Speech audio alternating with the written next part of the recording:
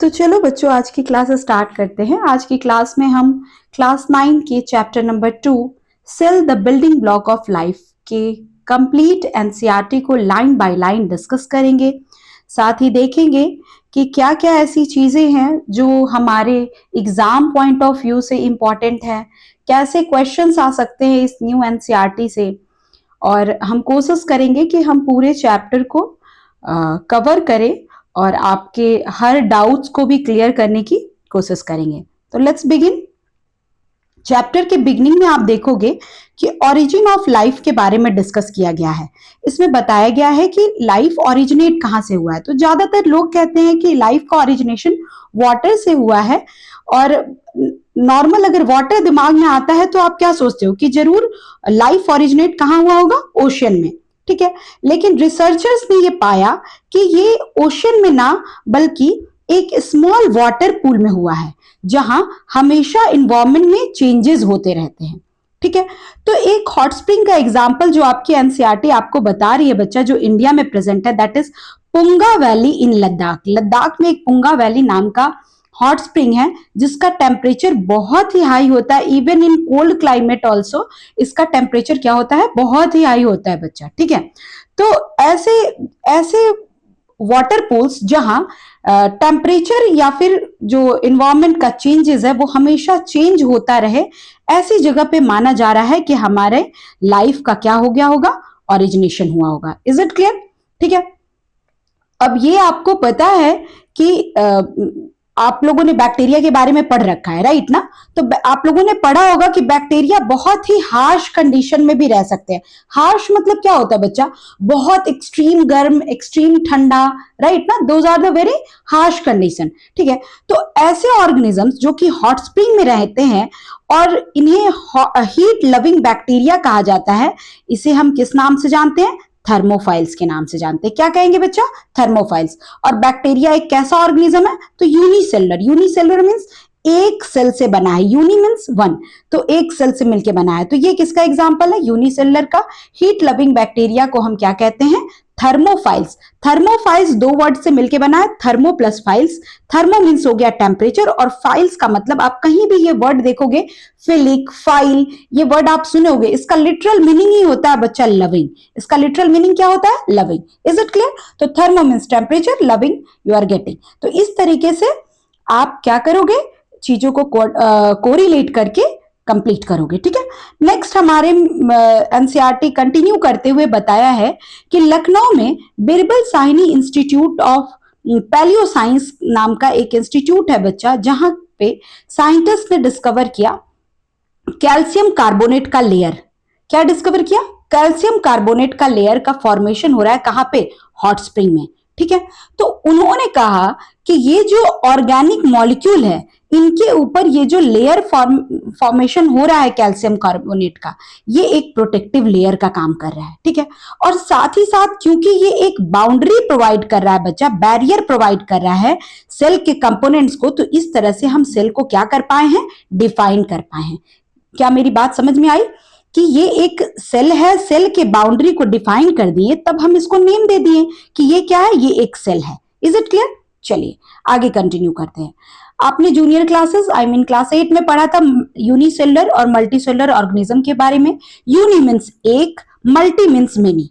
ठीक है, तो जो एक सेल से मिलकर बना है वो यूनिसेलुलर, जो बहुत सारे सेल से मिलकर बना है वो मल्टीसेलुलर। ठीक है, तो यूनिसेलुलर का एग्जांपल है बैक्टीरिया या यीस्ट, और मल्टीसेलुलर में आ गए आपके plants, fishes, birds and humans. ठीक है, चलिए अब हम कंटिन्यू करते हैं। क्लास 8 का ही अभी हम चल रहा है बच्चा, जो आपने क्लास 8 में पढ़ा था बिल्कुल वैसा ही। ठीक है, आपने पढ़ा था कि बहुत सारे सिमिलर टाइप्स ऑफ सेल जब साथ में मिलते हैं तो वो क्या बनाते हैं? टिश्यूज बनाते हैं। ठीक है, फिर बहुत सारे टिश्यूज मिलके ऑर्गन बनाते हैं, बहुत सारे ऑर्गन मिलके ऑर्गन सिस्टम, और बहुत सारे ऑर्गन सिस्टम मिलके एक ऑर्गेनिज्म को बनाते हैं।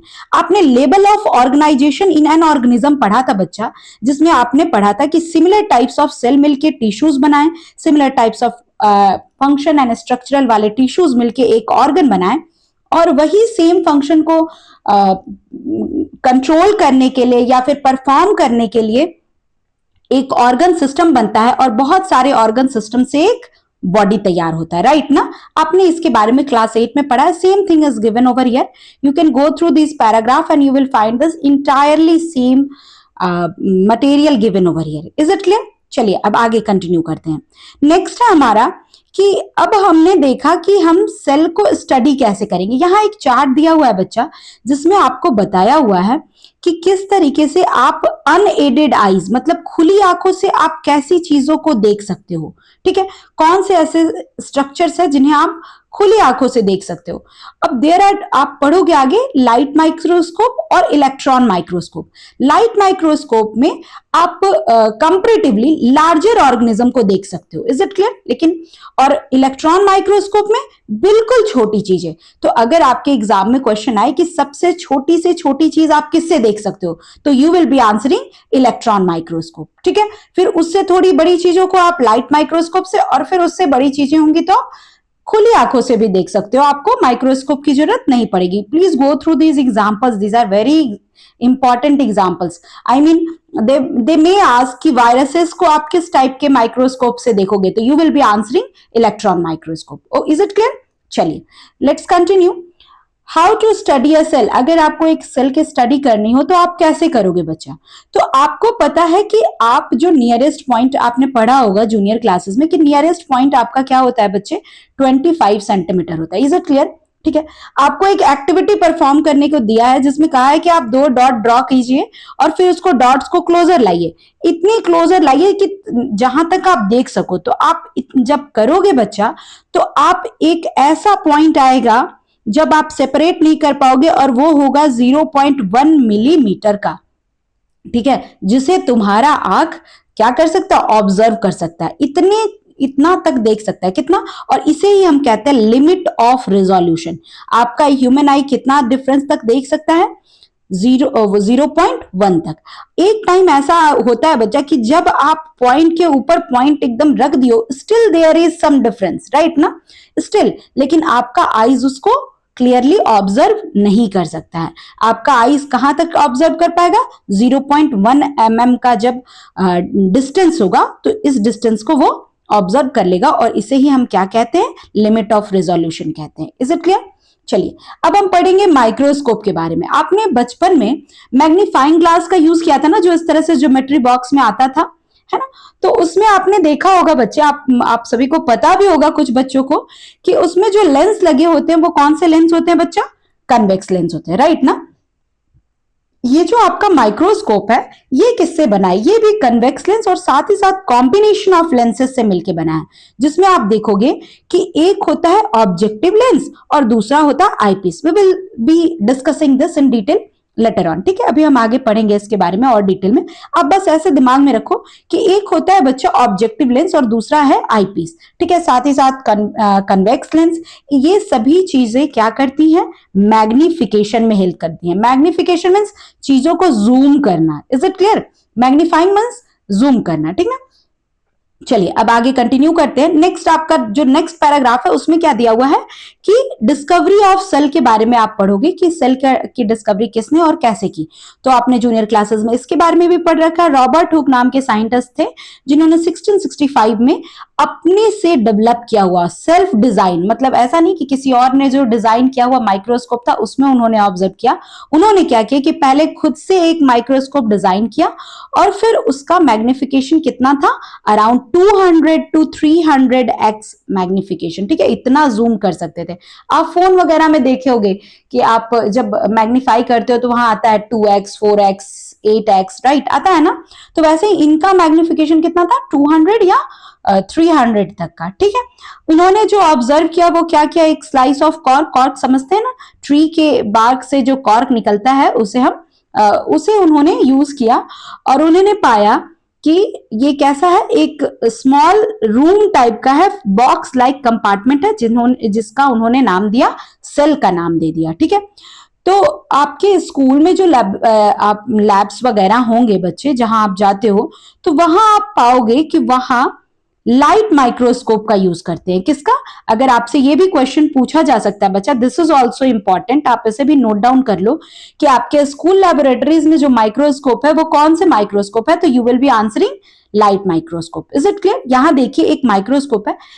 Let's have a very quick review of this. ठीक है, अभी हमने आईपीस के बारे में पढ़ा, जहां से आप ऑब्जर्व करते हो। यहां आपकी आंखें होती है बच्चा, ठीक है, और यहां से आप देखते हो। और यहां देखो ऑब्जेक्टिव लेंस है। यहां आप, ये स्टेज है, स्टेज पे आप रखते हो अपने स्लाइड को, और यहां जो मटेरियल है इसको आप ऑब्जर्व करते हो आईपीस से। Is it clear? Objective lens is clear, eyepiece is clear. ये दो जगह ऐसे हैं जहां पे लेंसेज लगे हुए हैं, ठीक है, और जो कि मैग्नीफाइंग में हेल्प करता है। चलिए, अब आप बात को समझ गए होंगे। अब इसके बाद आप दूसरी जो भी चीजें हैं ये हमने डिस्कस किया है पुराने लॉन्ग रिव्यू वाले जो वीडियोस अवेलेबल है। You can go through that and you can observe that. ठीक है, चलिए, अब इसमें डिफरेंट डिफरेंट क्राइटेरियाज है बच्चा, जिसमें 10x 40x वगैरह के मैग्निफिकेशन के पावर होते हैं। सारे माइक्रोस्कोप के मैग्नीफाइंग पावर डिफरेंट डिफरेंट होते हैं। Is it clear?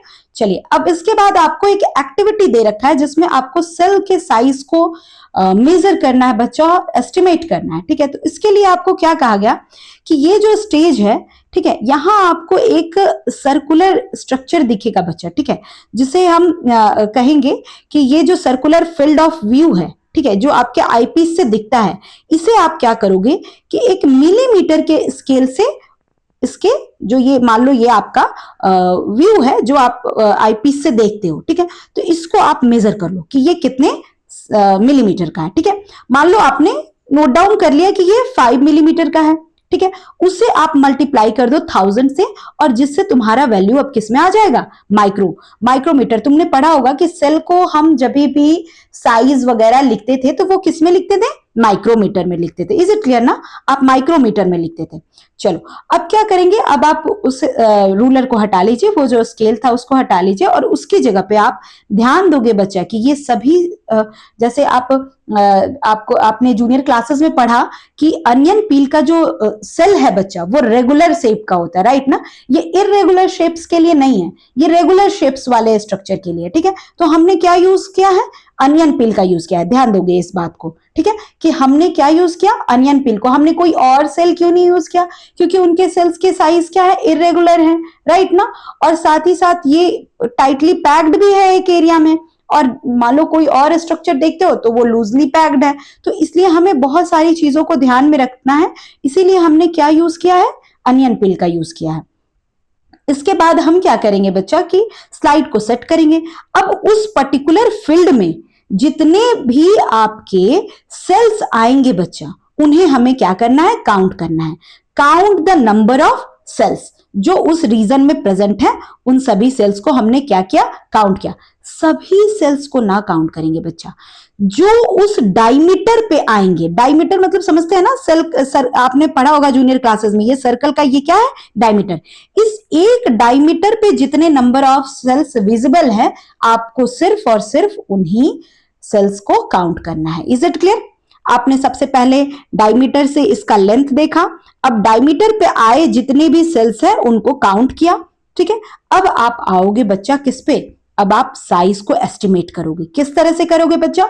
तो आप ऊपर लिखोगे डायमीटर जो आपने ऑब्जर्व किया था, और यहां लिखोगे नंबर ऑफ सेल्स जो कि उस पर्टिकुलर डायमीटर पे अवेलेबल थे। क्लियर है? और आपका आंसर आ जाएगा, और that will be the size, that will be the estimate size of the cell.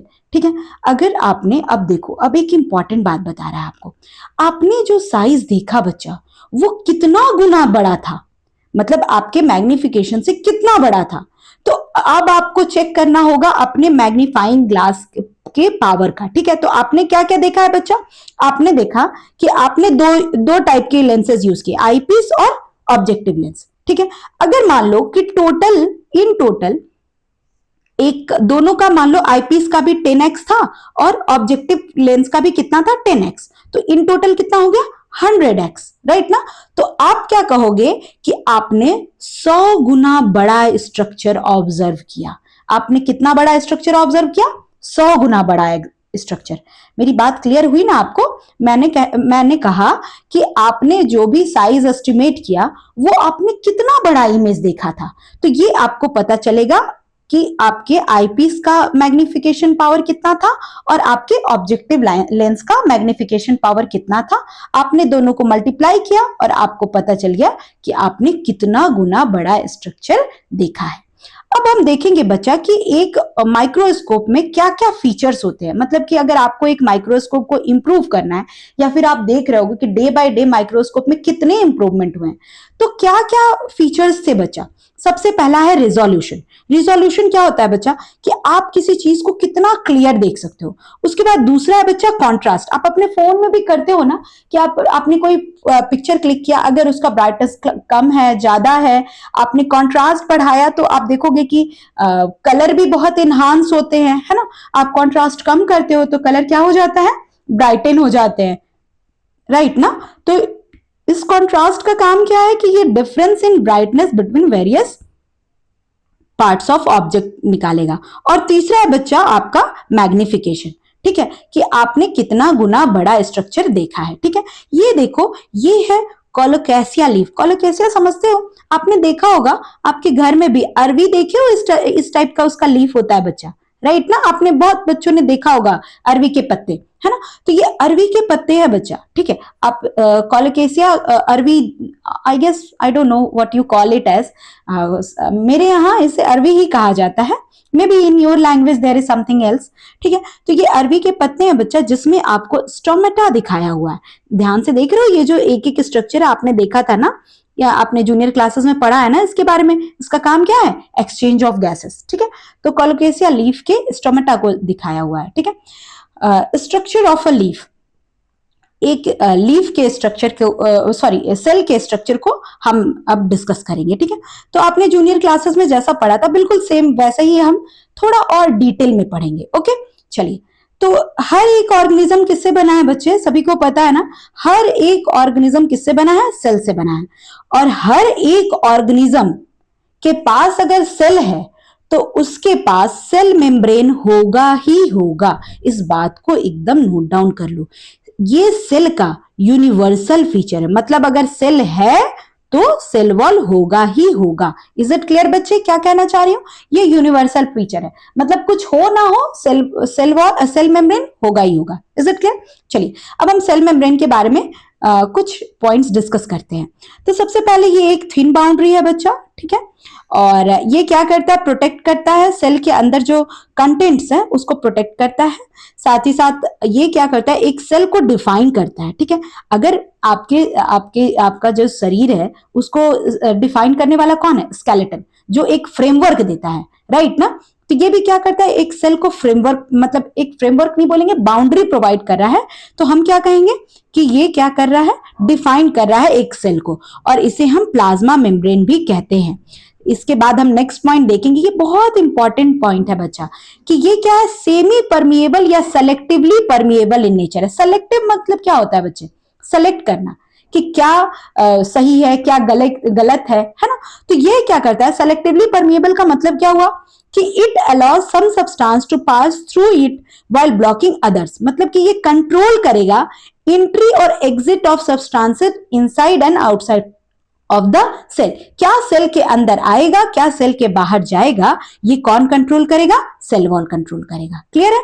एक एक्सपेरिमेंट दिया हुआ बच्चा, आपको 2 इक्वल साइज के पोटैटो लेने हैं और 2 बीकर में रखने हैं, ठीक है, जिसमें से दोनों बीकर में डिफरेंट टाइप के सॉल्यूशन है बच्चा, ठीक है। एक में तो नॉर्मल प्लेन वाटर है, ए में प्लेन वाटर है, और बी में या तो आप सॉल्ट सॉल्यूशन ले सकते हो या फिर शुगर सॉल्यूशन ले सकते हो। कितना परसेंट में, 20%। मतलब कि अगर 100 ml ऑफ वाटर है तो आप उसमें कितना यूज कर रहे हो, 20 ग्राम ऑफ शुगर या सॉल्ट का यूज कर रहे हो, ठीक है।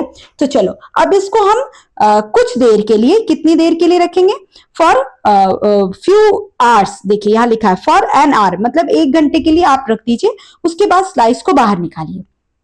आपने बाहर निकाला तो आपने क्या पाया, पहले दोनों स्लाइस एक जैसे थे, देख रहे हो, दोनों टुकड़े बिल्कुल एक जैसे थे। जब आपने थोड़ी देर के बाद जब वो पीस को बाहर निकाला तो आपने क्या पाया कि जो ए प्लेन वाटर में था वो क्या कर गया, स्वेल कर गया है। देख रहे हो, इस साइज से ये क्या हो गया है, थोड़ा स्वेल कर गया, राइट ना। लेकिन इधर वाले में देखो, इसमें क्या हुआ, जिसे आपने सॉल्ट या शुगर के सॉल्यूशन में डाला था उसमें क्या हुआ, वो देखो कंपैरेटिवली क्या कर गया, श्रिंक कर गया है, राइट ना। ये उसका ओरिजिनल साइज है, उससे वो क्या हो गया, श्रिंक कर गया है ना। चलिए, तो आपने क्या पाया कि सेल क्या कर रहा है, ये अलाउ कर रहा है कि ये ट्रांसफर हो रहा है बच्चा। ये जो पर्टिकुलर एक्सपेरिमेंट देखा है, ये आपने एक्सपेरिमेंट देखा ऑस्मोसिस का, ठीक है। अभी हम इसके बारे में डिटेल में पढ़ेंगे, ऑस्मोसिस, ठीक है। चलिए इसके बारे में भी पढ़ेंगे। तो व्हाट डू यू इन्फर, अब आपने इससे क्या कंक्लूड किया, आपने कंक्लूड किया कि पोटैटो पीस का जो कि बीकर ए में था उसका साइज इंक्रीज हुआ और जो कि बी में था उसका साइज क्या हुआ, डिक्रीज कर गया। तो आपने पाया कि ये जो सेल मेम्ब्रेन है ये अलाउ कर रहा है वाटर के मूवमेंट को, है ना। ये क्या कर रहा है, अलाउ कर रहा है वाटर के मूवमेंट को। अब आपने बच्चा दो टाइप के सॉल्यूशन अपने केमिस्ट्री में भी पढ़ा होगा, अगर अभी तक नहीं पढ़ा है तो अब पढ़ोगे, और आई गेस पढ़ रखा होगा डाइल्यूट सॉल्यूशन और कंसंट्रेटेड सॉल्यूशन के बारे में।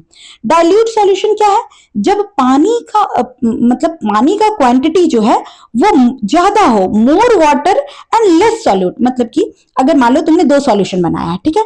एक में क्या किया, बहुत सारा पानी डाला और थोड़ा सा चीनी डाला, और एक में क्या किया, थोड़ा सा पानी डाला और बहुत सारा चीनी डाल दिया। तो जिसमें वाटर का कंसंट्रेशन कम हो और सॉल्यूट का ज्यादा हो वो होता है कंसंट्रेटेड सॉल्यूशन। आपने पढ़ा होगा डाइल्यूट HCl, कंसंट्रेटेड HCl, ये बिल्कुल वही चीज है बच्चा, इसको आप दिमाग में रखेंगे। अगर HCl का कंसंट्रेशन ज्यादा है, पानी कम है, तो आप कहोगे कंसंट्रेटेड HCl। अगर पानी का मात्रा ज्यादा है और HCl कम है तो आप कहोगे डाइल्यूट सॉल्यूशन, ठीक है। अभी आप पढ़ोगे बच्चा दो टाइप के प्रोसेस के बारे में, एक है ऑस्मोसिस और दूसरा है डिफ्यूजन, ठीक है। अब आप एक बात पहले आप समझ जाओगे ना तो ये आगे के पैराग्राफ को समझने में बहुत आसानी होगी। ऑस्मोसिस एक ऐसा प्रोसेस है बच्चा जो सिर्फ और सिर्फ कहां होगा, लिक्विड मीडियम में। ऑस्मोसिस कहां होगा, सिर्फ लिक्विड में। और डिफ्यूजन कहां होगा, सॉलिड में, लिक्विड में और गैस में। डिफ्यूजन हर टाइप के मीडियम में परफॉर्म हो सकता है, ठीक है। जस्ट फॉर एग्जाम्पल, अगर मैंने तुमसे पूछा कि आपके सेल में जो ऑक्सीजन और कार्बन डाइऑक्साइड है उसका ट्रांसपोर्ट किसके थ्रू होगा, तो आप कहोगे डिफ्यूजन के प्रोसेस से। क्या कहोगे बच्चे, डिफ्यूजन के प्रोसेस से, ठीक है। लेकिन अगर मैं कहूं कि ये जो वाटर का मूवमेंट हुआ ये किस प्रोसेस से हुआ, तो आप कहोगे ऑस्मोसिस के प्रोसेस से। तो अब इस बात को चलो थोड़ा और डिटेल में समझते हैं। ये मूवमेंट ऑफ वाटर है सेलेक्टिवली परमिएबल मेम्ब्रेन के थ्रू, और इसे क्या कहते हैं, ऑस्मोसिस कहते हैं, जो अभी आपने पोटैटो पीस में परफॉर्म किया। इज इट क्लियर, ठीक है। अब इसमें क्या है, सीधी सी बात, आपने क्या देखा कि बीकर में वाटर का कंसंट्रेशन क्या था, ज्यादा था, और पोटैटो में क्या था, वाटर का कंसंट्रेशन कम था, राइट ना। तो क्या हुआ, पानी हायर कंसंट्रेशन से लोअर कंसंट्रेशन आया। तो आप क्या लिख सकते हो बच्चा कि the movement of water from higher concentration to lower concentration, right ना। आपने क्या लिखा कि the movement of water from higher concentration to lower concentration, right ना। हमेशा यही चीज होता है बच्चा, चाहे वो ऑस्मोसिस हो या डिफ्यूजन हो, हमेशा चीजों का मूवमेंट कैसे होगा, higher concentration to lower concentration, जिसे हम पैसिव ट्रांसपोर्ट कहते हैं। और जस्ट अगर उल्टा हो तो कुछ एनर्जी लगता है, जिसे हम एक्टिव ट्रांसपोर्ट कहते हैं। आप पढ़ोगे इसके बारे में भी हायर क्लासेस में। चलो अब डिफ्यूजन के बारे में पढ़ते हैं। ये क्या है बच्चा, ये नेट मूवमेंट ऑफ पार्टिकल्स, यहाँ पार्टिकल्स के मूवमेंट के बारे में कहा है, मतलब सॉलिड पार्टिकल्स हो सकते हैं, गैसियस पार्टिकल्स हो सकते हैं, या फिर लिक्विड के पार्टिकल्स हो सकते हैं। इनके मूवमेंट हो रहे हैं कैसे, higher concentration to lower concentration, ठीक है। इसमें मेम्ब्रेन की जरूरत नहीं है, ठीक है। और ऑस्मोसिस में मेम्ब्रेन की जरूरत थी, और कैसे मेम्ब्रेन, सेलेक्टिवली परमिएबल मेम्ब्रेन की जरूरत थी, ठीक है। तो आप कह सकते हो कि ऑस्मोसिस क्या है, एक डिफ्यूजन ऑफ वाटर है, राइट ना। क्योंकि डिफ्यूजन ऑफ वाटर को ही हम क्या कह सकते हैं, ऑस्मोसिस भी कह सकते हैं। जब कैसे हो, जब वो एक सेलेक्टिवली परमिएबल मेम्ब्रेन के थ्रू हो। अगर पूछे कि ऑस्मोसिस और डिफ्यूजन में क्या सिमिलैरिटीज है, मतलब क्या रिलेशन है बच्चा, तो आप कहोगे ऑस्मोसिस डिफ्यूजन ऑफ वाटर है, जिसे हम सेलेक्टिवली परमिएबल मेम्ब्रेन के थ्रू परफॉर्म करते हैं, ठीक है। एक प्लांट में जब एक प्लांट जो है अपने रूट से वाटर को एब्जॉर्ब करता है बच्चे सॉइल से, तो वो किस प्रोसेस से करता है? देखो ये एग्जाम पॉइंट ऑफ व्यू से वेरी इंपॉर्टेंट क्वेश्चन, ठीक है, कि अगर आपसे पूछा कि रूट एब्जॉर्ब कर रहे हैं वाटर को सॉइल से तो किस प्रोसेस के थ्रू कर रहे हैं, तो आप कहोगे ऑस्मोसिस के प्रोसेस से कर रहे हैं। क्लियर है? नेक्स्ट देखिए, इसके बाद है बच्चे आपको 3 टाइप्स ऑफ सॉल्यूट कंसंट्रेशन के मतलब क्या कहेंगे, 3 टाइप्स ऑफ सॉल्यूशन दे रखे हैं, ठीक है। अब इसमें कैसे मूवमेंट हो रहे हैं, क्या हो रहा है, ये केस है बच्चा, आप इसको बहुत अच्छे से समझोगे तुरंत समझ में आ जाएगा, वेरी इजी, ठीक है।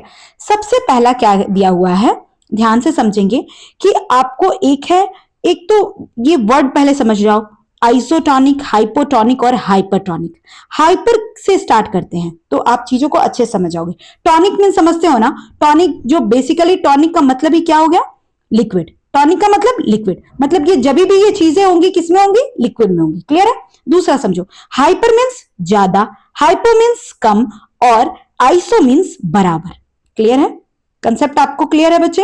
अब आप आगे की बात समझिए, ये कहां की बात हो रही है, कहां ज्यादा कम और इक्वल है, तो ये है बच्चा, आपने एक कंटेनर लिया है और उसमें आपने एक सेल डाला है, राइट ना। अब आपको देखना है, वाटर के मूवमेंट की बात करेंगे, ठीक है, तब आपको अच्छे से समझ में आएगी बात, ठीक है। तो हम क्या कर रहे हैं बच्चे कि देख रहे हैं कि सेल में जो कंसंट्रेशन है, क्या वो बाहर के कंसंट्रेशन से सेल का कंसंट्रेशन ज्यादा है, कम है या इक्वल है, ठीक है। इक्वल होगा तो हम आइसोटोनिक कहेंगे, कम होगा तो हाइपोटोनिक कहेंगे और ज्यादा होगा तो हम हाइपरटोनिक कहेंगे। क्लियर है? तो देखिए, अब अपने दिमाग से समझो, बिल्कुल इसमें कुछ अलग नहीं है, कुछ बहुत एक्सट्रीम नहीं है, आप बस थोड़ा दिमाग लगाओगे तुरंत समझ जाओगे। अगर मान लो जितना कंसंट्रेशन ऑफ वाटर सेल में है उतना ही कंसंट्रेशन ऑफ वाटर अगर आपके बीकर में हो, तो क्या होगा, ना तो मूवमेंट ऑफ वाटर इनसाइड होगा और ना ही आउटसाइड होगा, राइट। दोनों में से कुछ नहीं होगा, तो क्या हुआ, सेल का साइज कैसा रह गया, सेम रह गया। जैसा यहां सेल का साइज था वैसा ही कैसा रह गया, सिमिलर रह गया। क्लियर है? दूसरा देखो, दूसरे में क्या हो रहा है कि अगर सेल के अंदर जो कंसंट्रेशन है वो कम है और बाहर जो वाटर में कंसंट्रेशन है वो क्या है, ज्यादा है, राइट ना। तो क्या हुआ, इसने सेल ने क्या किया, सेल ने वाटर को एब्जॉर्ब किया, है ना, और फिर क्या हो गया, इसमें स्वेलिंग हो गया। इसमें क्या हो गया बच्चा, स्वेल कर गया, है ना। अब देखिए नेक्स्ट समझिए, नेक्स्ट क्या है, अगर सेल में कंसंट्रेशन कम है और सेल में कंसंट्रेशन ज्यादा है, आई एम सॉरी, सेल में कंसंट्रेशन ज्यादा है और बीकर में कंसंट्रेशन लेवल कम है, तो क्या होगा, सेल वाटर को बाहर रिलीज करेगा, राइट। और ये कैसा कंडीशन हो गया, हाइपरटोनिक कंडीशन हो गया। और इस केस में क्या होगा, जब अगर सेल से चीजें बाहर जा रही हैं तो वो श्रिंक करेगा, क्या करेगा, श्रिंक करेगा, राइट ना। चलिए, यहां क्या हो रहा है कि सेल वाटर को एब्जॉर्ब करा और यहां no movement of water, right. Clear है? चलिए, अब इसको आप पढ़िएगा तो यू विल बी गेटिंग, अब इसको एक अलग तरीके से लिखा है, आप इसको देखिएगा, आप चीजों को बहुत अच्छे से समझ जाओगे, ठीक है। चलो अब एक फ्लूइड मोजाइक मॉडल के बारे में पढ़ेंगे बच्चा, ये आपके सिलेबस में नया ऐड हुआ है, पहले ये नहीं था, ठीक है। तो चलो पहले सेल मेम्ब्रेन के बारे में समझते हैं। ये एक्सट्रीमली थिन है, 7 to 10 नैनोमीटर का इसका साइज है और ये किससे मिलके बना है बच्चे, ये मिलके बना है लिपिड और प्रोटीन के लेयर से, ठीक है। ये देखो यहाँ लिपिड का लेयर है और यहाँ प्रोटीन का लेयर है। क्लियर है? चलिए, तो प्रोटीन और लिपिड से मिलके क्या बना है, सेल मेम्ब्रेन बना है, ठीक है। अब चलो हम फ्लूइड मोजाइक मॉडल के बारे में पढ़ते हैं। ये 2 वर्ड से मिलके बना है, फ्लूइड और मोजाइक। अब ये क्या है बच्चा, इसके बारे में हम पढ़ते हैं। सबसे पहले तो देखो बाइलेयर, बाइलेयर मतलब 2 लेयर, ये देख रहे हो, एक यहां भी एक लिपिड का लेयर है और एक यहां भी लिपिड का लेयर है। क्लियर है कंसेप्ट? तो यहां क्या हो रहा है बच्चा कि 2 लेयर है जिसमें जो आउटसाइड हेड वाला पार्ट है वो वाटर को अट्रैक्ट करेगा, मतलब ये वाला जो पार्ट है बच्चा, ये वाला पार्ट, ये क्या कर रहा है, ये वाटर को अट्रैक्ट करेगा और ये जो इनसाइड वाला पार्ट है ये वाटर को रिपेल करेगा। ये कंसेप्ट क्लियर हो गया कि ये लिपिड का 2 लेयर है, लिपिड मतलब फैट है, फैट का जो हेड वाला पार्ट है वो वाटर को अट्रैक्ट करेगा और जो टेल वाला पार्ट है वो वाटर को रिपेल करेगा। ये क्लियर है? इसके बाद आप देखोगे कि जैसे तरबूजे में उसका बीज इंबेडेड होता है ना, बिल्कुल वैसे ही यहां पे क्या है, प्रोटीन क्या है, इंबेडेड है बच्चे। क्लियर है? इसके बाद दूसरा अब आते हैं प्रॉपर वर्ड पे कि फ्लूइड और मोजाइक का मतलब क्या है। फ्लूइड स्ट्रक्चर क्या करता है बच्चे कि ये मॉलिक्यूल को मूवमेंट में हेल्प करता है, ठीक है, साइडवे मूवमेंट, फ्लिप करेगा, रोटेट करेगा, मॉलिक्यूल्स क्या कर रहे हैं, मूव कर रहे हैं। Is it clear? और प्रोटीन का काम क्या है, ये गेटकीपर का काम कर रहा है, क्या अंदर आएगा क्या बाहर जाएगा, ठीक है। जैसे मान लो कुछ ऐसे सब्सटेंस है, ये तो वाटर हो गया जो आराम से ये इस मेम्ब्रेन के थ्रू अंदर और बाहर जा सकता है, लेकिन कुछ ऐसे सब्सटेंस होंगे बच्चा जो प्रोटीन पे आके बाइंड करेंगे और फिर ये प्रोटीन एक चैनल प्रोवाइड करेगा, तब ये सेल के अंदर एंटर करेंगे। बातें क्लियर हुई? तो प्रोटीन का काम क्या है, गेटकीपर का काम, क्या अंदर आएगा इसे कौन परफॉर्म करेगा, प्रोटीन ही इसको हेल्प करेगा, ठीक है। चलिए अब आते हैं मोजाइक के बारे में। मोजाइक क्या होता है बच्चे, ये क्या होता है, आपने मोजाइक मॉडल अगर नहीं देखा है तो आप मोजाइक आर्ट के बारे में देख सकते हो। उसमें क्या करते हैं ना बच्चा कि आपने देखा होगा कि ऐसे एक यहाँ देखिए मैंने बना रखा है, इसमें अनइवन शेप के जो टाइल्स हैं उसे अरेंज किए होते हैं डिफरेंट डिफरेंट स्ट्रक्चर में, ठीक है। Molecules are arranged like tiles, ठीक है। जैसे आपने क्या देखा कि प्रोटीन्स जो हैं या फिर ये जो मॉलिक्यूल्स हैं ये अनइवनली अरेंज्ड हैं, है ना, अनइवनली क्या है, अरेंज्ड हैं, तो इसे हम मोजाइक स्ट्रक्चर कहते हैं, ठीक है। फ्लूइड मतलब समझ गए, मोजाइक मतलब समझ गए, और यही है आपका फ्लूइड मोजाइक मॉडल। अगर आपसे सीधे एक इजी सा क्वेश्चन पूछ दे कि सेल मेम्ब्रेन का के मॉडल को हम क्या कहते हैं, तो फ्लूइड मोजाइक मॉडल कहते हैं। ये किसने दिया था, सिंगर एंड निकलसन ने दिया था। Is it clear? नेक्स्ट है बच्चा कि आपने अभी पढ़ा सेल मेम्ब्रेन के बारे में। सेल मेम्ब्रेन के अलावा एक एडिशनल स्ट्रक्चर होता है, एडिशनल लेयर होता है जो कि प्लांट्स में पाए जाते हैं, फंगाई में पाए जाते हैं और बैक्टीरिया में पाए जाते हैं, और इसे हम क्या कहते हैं, इसे हम सेल वॉल कहते हैं, ठीक है। चलो अब इसके बारे में डिस्कस करते हैं, ठीक है। तो सेल वॉल है क्या बच्चे, चलो इसके बारे में पता लगाते हैं, ठीक है। तो सेल वॉल के बारे में जब आप देखोगे तो आपको एक एक्सपेरिमेंट दिया है जिसमें आपको कहा है रियोलीफ, आप लोगों के ये बहुत कॉमन सा लीफ है बच्चा, रियोलीफ, ठीक है। इसे क्रैडल लिली भी कहा जाता है, ठीक है। अगर आप इसे ऑब्जर्व करोगे पील करके तो आप पाओगे कि ये जो लीफ है ये पर्टिकुलरली इसको आप ऑब्जर्व करोगे, ये देखो यहाँ पे स्ट्रक्चर दिया हुआ है, ठीक है। तो आप इसको ऑब्जर्व करोगे, आपने क्लास 8 में ये एक्सपेरिमेंट किया होगा, चिक सेल वाला भी एक्सपेरिमेंट किया हुआ, ऑनियन पील वाला भी किया होगा। अब यहाँ अनियन पील की जगह हम किसका करेंगे, रियो लीफ का करेंगे, ठीक है। तो रियो लीफ के लिए हम सेफ्रानिन का यूज करते हैं, और चिक सेल के लिए क्या यूज कर रहे थे बच्चा, मिथाइल ब्लू का यूज कर रहे थे, राइट ना, स्टेनिंग के लिए। आपको याद होगा आई गेस ये सारा, राइट ना। तो इसके बाद बच्चे क्या करेंगे, हम अनियन पील और ह्यूमन के चिक सेल को ऑब्जर्व किया हमने, और इसके बाद हमें क्या करना है, इन दोनों को ऑब्जर्व करते हुए हमें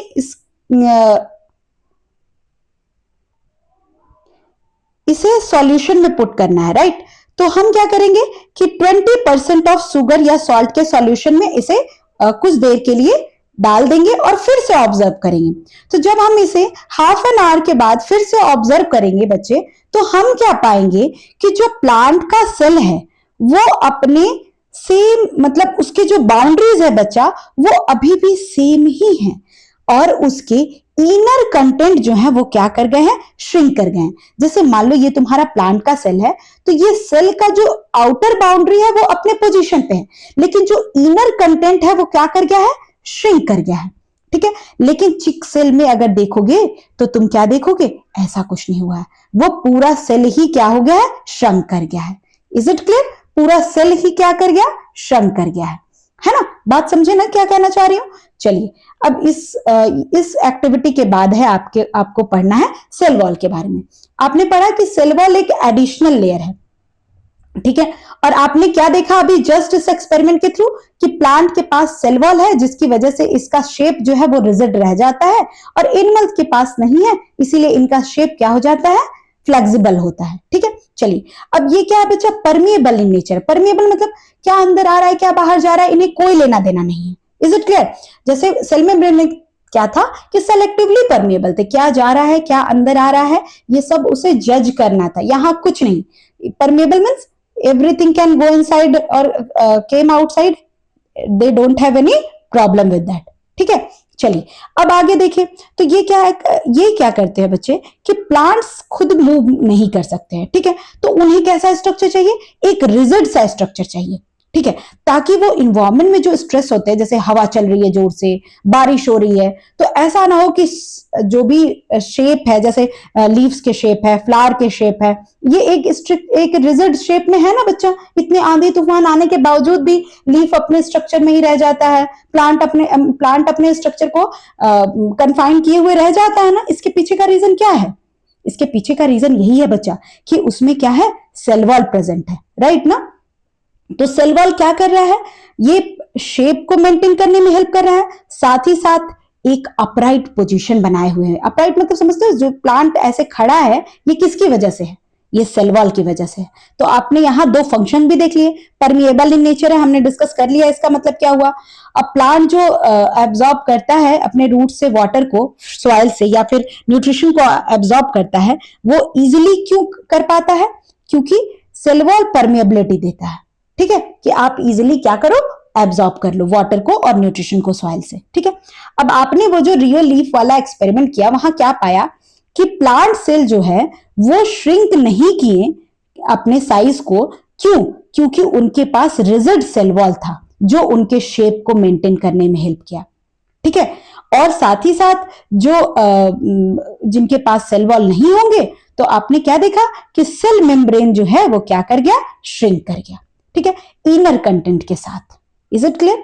और एनिमल सेल के पास सेल वॉल नहीं होता है, इसीलिए वो क्या करते हैं, वाटर को लूज करते हैं और श्रिंक कर जाते हैं। Very easy. अब आपको समझ में आ गया, सीधे एक क्वेश्चन आपसे पूछेगा तो यू कैन आंसर, राइट। चलिए नेक्स्ट देखिए बच्चा, तो अगर सेल वॉल नहीं होता है एनिमल सेल के पास, तो उनका कुछ फायदा होगा या नुकसान होगा, तो अब आप उसके बारे में पढ़ोगे कि सेल वॉल नहीं होता है तो एनिमल सेल को क्या फायदा है।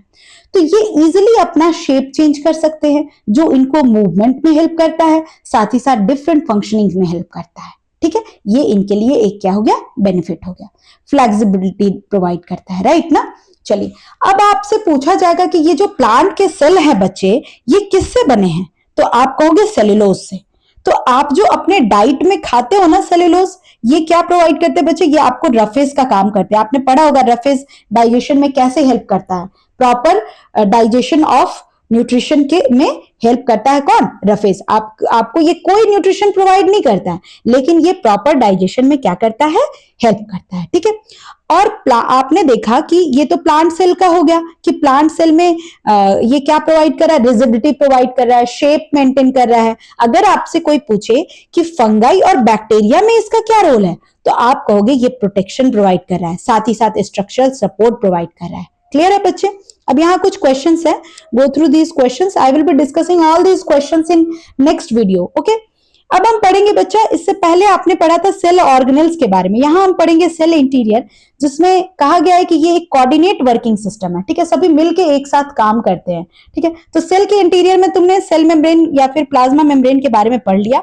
इसके सेल मेम्ब्रेन के अंदर क्या होता है बच्चा, साइटोप्लाज्म होता है, जो कि लिक्विड लाइक। अगर आपसे पूछे कोई कि सेल का स्ट्रक्चर, तो आप क्या कहोगे, ये सेल है, ये सेल का मेम्ब्रेन है, और इसके अंदर ये जो फ्लूइड स्ट्रक्चर है ये क्या कहलाता है, साइटोप्लाज्म कहलाता है, ठीक है।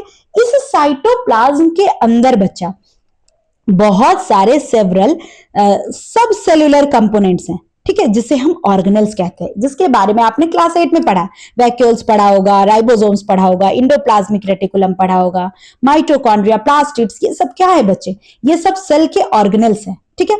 और ये सब हम कैसे देख सकते हैं, खुली आंखों से देख सकते हो क्या, या फिर तुम अपने लैब में जो परफॉर्म किए थे, क्या तुमने इन सभी ऑर्गेनेल्स को देखा था, नहीं देखा था। क्यों नहीं देखा था, क्योंकि तुमने लाइट माइक्रोस्कोप का यूज किया था, और ये सब विजिबल है बच्चा किसके अंदर, इलेक्ट्रॉन माइक्रोस्कोप के अंदर। ये एक पॉइंट क्लियर हुआ आपको।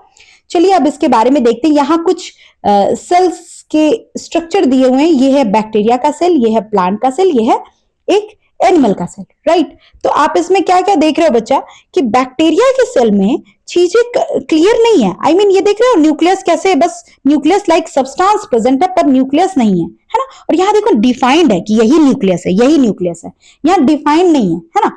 इसमें साथ ही देख रहे हो कि एक फ्लैजेला इस तरह से लोकोमोटरी ऑर्गन निकला हुआ है जो तुमने क्लास 8 में पढ़ा था। यहाँ देखो सीलिया निकला हुआ है छोटा छोटा, है ना। और इसमें ऐसा कुछ नहीं है, ना प्लांट सेल में ना एनिमल सेल में।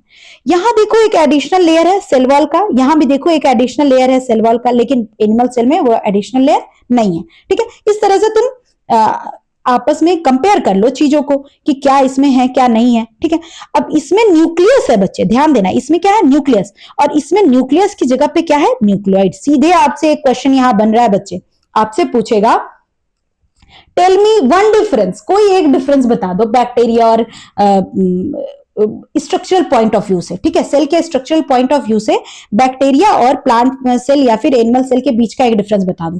तो तुम कहना कि यहाँ न्यूक्लियोइड प्रेजेंट होता है जो कि जेनेटिक मटेरियल को स्टोर करता है, और यहाँ क्या प्रेजेंट होता है, न्यूक्लियस प्रेजेंट होता है। ठीक है, क्लियर है। चलिए अब आगे कंटिन्यू करते हैं। इसे ऑब्जर्व करने के लिए आपको कहा गया है। अब आपने जो जूनियर क्लासेस में भी पढ़ा हो, अगर नहीं पढ़ा है तो यहां सुनेंगे आप प्रोकैरियोट्स के बारे में। प्रोकैरियोट्स बच्चा दो वर्ड से मिलकर बना है। कैरियोन वर्ड आप सुनोगे ना, कैरियोन का मतलब ही होता है न्यूक्लियस, कैरियोन का मतलब न्यूक्लियस, और प्रो मीन्स बहुत पुराना, प्रिमिटिव, प्रिमिटिव मीन्स बहुत पुराना। ठीक है, तो आपने क्या देखा कि बैक्टीरिया का जो सेल है, ठीक है, उसमें आपने देखा कि कोई वेल डिफाइंड न्यूक्लियस नहीं है, ना ही जो ऑर्गेनेल्स हैं उसके किनारे मेम्ब्रेन बाउंडेड है। मतलब कि अगर ये आपका सेल है तो इसमें न्यूक्लियस लाइक मटेरियल है, ठीक है, माइटोकॉन्ड्रिया लाइक मटेरियल है, लेकिन बाउंड्री नहीं है बच्चा। बाउंड्री नहीं है तो आप इसको डिफाइन नहीं कर सकते हो। क्लियर है ना मैं क्या कहना चाह रही हूं। तो आप क्या समझे कि ये जो प्रोकैरियोटिक सेल है इनके पास ना तो बाउंड्री वाले न्यूक्लियस होते हैं ना तो बाउंड्री वाले ऑर्गेनल्स होते हैं। ठीक है, और ऐसे ऑर्गेनिजम्स को हम क्या कहते हैं, प्रोकैरियोटिक ऑर्गेनिजम्स कहते हैं। ठीक है, या फिर प्रोकैरियोटिक सेल कहते हैं। अब प्रोकैरियोटिक सेल में क्या है कि ज्यादातर जो एक्टिविटीज है सेल के वो साइटोप्लाज्म में ही हो जाता है, क्योंकि बाउंड्री है नहीं। तो अगर मान लो क्या कहेंगे, अगर एनर्जी भी बनाना है तो साइटोप्लाज्म में बन रहा है। इज इट क्लियर ना। कुछ भी जो भी काम हो रहा है, जैसे पैकेजिंग का भी काम हो रहा है तो वो कहां हो रहा है, साइटोप्लाज्म में हो रहा है, गोल्गी कॉम्प्लेक्स का कोई रोल नहीं। ठीक है, तो अब हम पढ़ेंगे दूसरे टाइप ऑफ ऑर्गेनिजम्स के बारे में जो प्लांट्स और एनिमल्स में प्रेजेंट होते हैं। उसमें कैसे सेल होते हैं, तो उसमें होता है बच्चा यूकैरियोटिक। यू का मतलब होता है ट्रू, यू का मतलब ट्रू, और कैरियोन्स मतलब मैंने बताया ही न्यूक्लियस होता है। ठीक है, तो इसमें क्या है, वेल डिफाइंड न्यूक्लियस है ना। न्यूक्लियस के अराउंड एक बाउंड्री दिया है जिससे तुम कहते हो कि ये न्यूक्लियस है। ठीक है, और वेल मेम्ब्रेन बाउंडेड ऑर्गेनेल्स भी हैं। ठीक है, तो ये हो गया यूकैरियोटिक और प्रोकैरियोटिक के बीच का डिफरेंस। ठीक है, तो अब जो हमने डिस्कस किया बच्चे, चलो उसको एक बार देखते हैं। सेल मेम्ब्रेन किसमें होंगे, तो सेल मेम्ब्रेन एक यूनिवर्सल चीज है। क्या है बच्चा, यूनिवर्सल चीज है। ठीक है, तो ये सब में होंगे, राइट। साइटोप्लाज्म भी क्या है, सब में होगा, तीनों में होगा, बैक्टीरिया में, सेल प्लांट सेल में, एनिमल सेल में।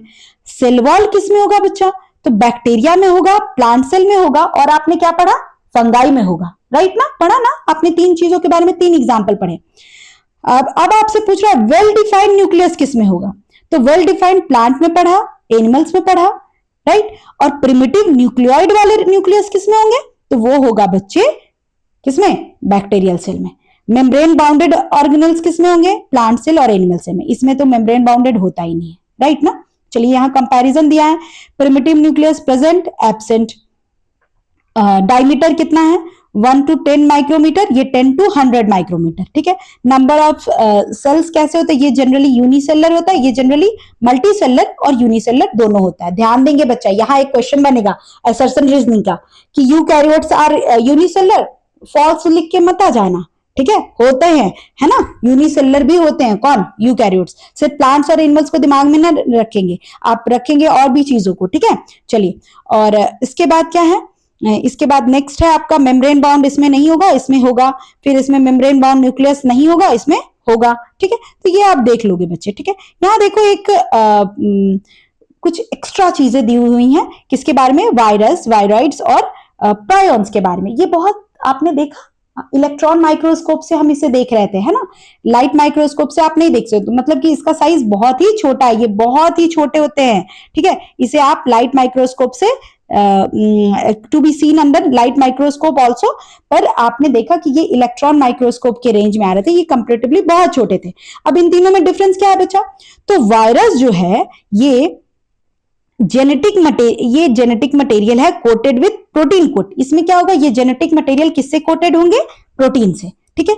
वायरॉइड में क्या होगा कि प्रोटीन कोट नहीं होगा, ठीक है, और जेनेटिक मटेरियल कैसे होंगे? ऐसे ही प्रेजेंट होंगे, ठीक है। और प्रायोन्स में क्या होगा कि इसमें मिसफोल्ड्स होते हैं प्रोटीन का, और इसमें जेनेटिक मटेरियल क्या करते हैं? लैक करते हैं। मतलब आपने क्या देखा कि वायरस में क्या है कि जेनेटिक मटेरियल में प्रोटीन का कोट है। दूसरे वायरॉइड में क्या देखा कि जेनेटिक मटेरियल में प्रोटीन का कोट नहीं है। तीसरे में क्या देखा कि इसमें जेनेटिक मटेरियल है ही नहीं, सिर्फ प्रोटीन के मिसफोल्डिंग्स हैं। क्लियर है? चलिए अब नेक्स्ट देखिए। नेक्स्ट एक और डू यू नो, जो आप पहले डू यू नो पढ़ते थे, अब यहाँ पे रेडी टू गो बियॉन्ड नाम से है, ठीक है, एक्स्ट्रा नॉलेज के लिए। इसके बाद यूकैरियोटिक सेल में आप देखोगे बच्चा कि एक नेटवर्क होता है फाइन फाइबर्स का, जिसे हम साइटोस्केलेटन कहते हैं। नाम से ही क्लियर है, सेल के स्केलेटन है ना। साइटो मीन्स सेल, साइटो अगर वर्ड कहीं भी देखेंगे तो समझ जाएंगे ये सेल की बात हो रही है। तो जैसे आपके शरीर में एक फ्रेमवर्क प्रोवाइड करता है, एक सपोर्ट प्रोवाइड करता है, वैसे ही सेल को ये फ्रेमवर्क कौन प्रोवाइड कर रहा है बच्चे? साइटोस्केलेटन। और ये किससे मिलकर बना है? फाइन फाइबर्स से मिलकर बना है, जो सेल के शेप को, उसे सपोर्ट प्रोवाइड करता है, साथ ही साथ उसके मूवमेंट में हेल्प करता है, चीजों को ट्रांसपोर्ट करने में हेल्प करता है। और ये कहाँ विजिबल है बच्चा? इलेक्ट्रॉन माइक्रोस्कोप के अंदर विजिबल है। क्लियर है? आप लाइट माइक्रोस्कोप में से नहीं देख पाओगे, ठीक है। अब साइटोप्लाज्म में ऑल्सो स्टोर्स स्टार्च। अब ध्यान से देखो बच्चा, साइटोप्लाज्म क्या क्या कर रहा है? साइटोप्लाज्म स्टोर भी कर रहा है स्टार्च को, किसमें? प्लांट सेल में, ठीक है। या फिर क्रिस्टल ऑफ कैल्शियम ऑक्सलेट या सिलिका कुछ प्लांट सेल में, ठीक है। और इसे हम कहते हैं सेल इंक्लूजन। तुम देखोगे कि सेल में छोटे छोटे इस तरह से बॉडीज होते हैं, ठीक है, जिसे हम सेल इंक्लूजन कहते हैं, जो क्या करते हैं बच्चा?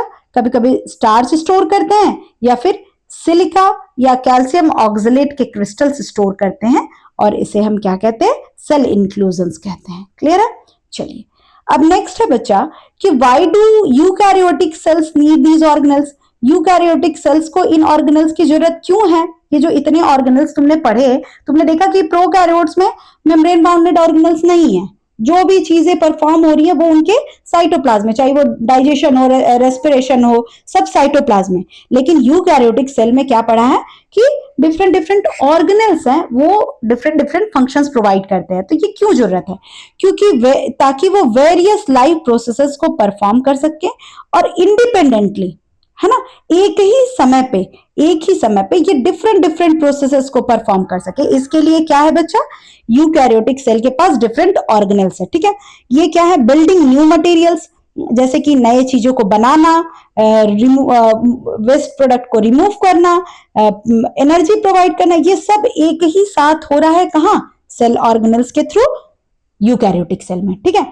फिर अब आगे देखेंगे, एक अलग लैंग्वेज में कहें तो हम क्या कहेंगे कि ये जो सेल ऑर्गेनेल्स है बच्चा, ये छोटे छोटे फैक्ट्रीज है जो अपना अपना स्पेसिफिक जॉब कर रहे हैं। जैसे माइटोकॉन्ड्रिया का काम है एनर्जी बनाना, है ना, तो ये प्लास्टिड्स का काम है खाना प्रोड्यूस करना। तो ऐसे ऐसे डिफरेंट डिफरेंट जो ऑर्गेनेल्स है वो अपना अपना काम कर रहे हैं, ठीक है। नेक्स्ट है न्यूक्लियस। न्यूक्लियस के बारे में आप जानते हो कि न्यूक्लियस क्या है? एक कंट्रोल हाउस है, हाउस ऑफ कोडेड इंस्ट्रक्शन। इसके पास इंस्ट्रक्शन है, ये सबको इंस्ट्रक्शन प्रोवाइड करा है, तुम ये काम करो, ये काम करो, राइट ना। चलिए अब ये एक डबल लेयर है, आप देख रहे हो यहाँ पे डबल लेयर मेंशन्ड है कि ये डबल लेयर मेम्ब्रेन है, और साथ ही साथ इसमें बहुत सारे पोर्स प्रेजेंट है बच्चा।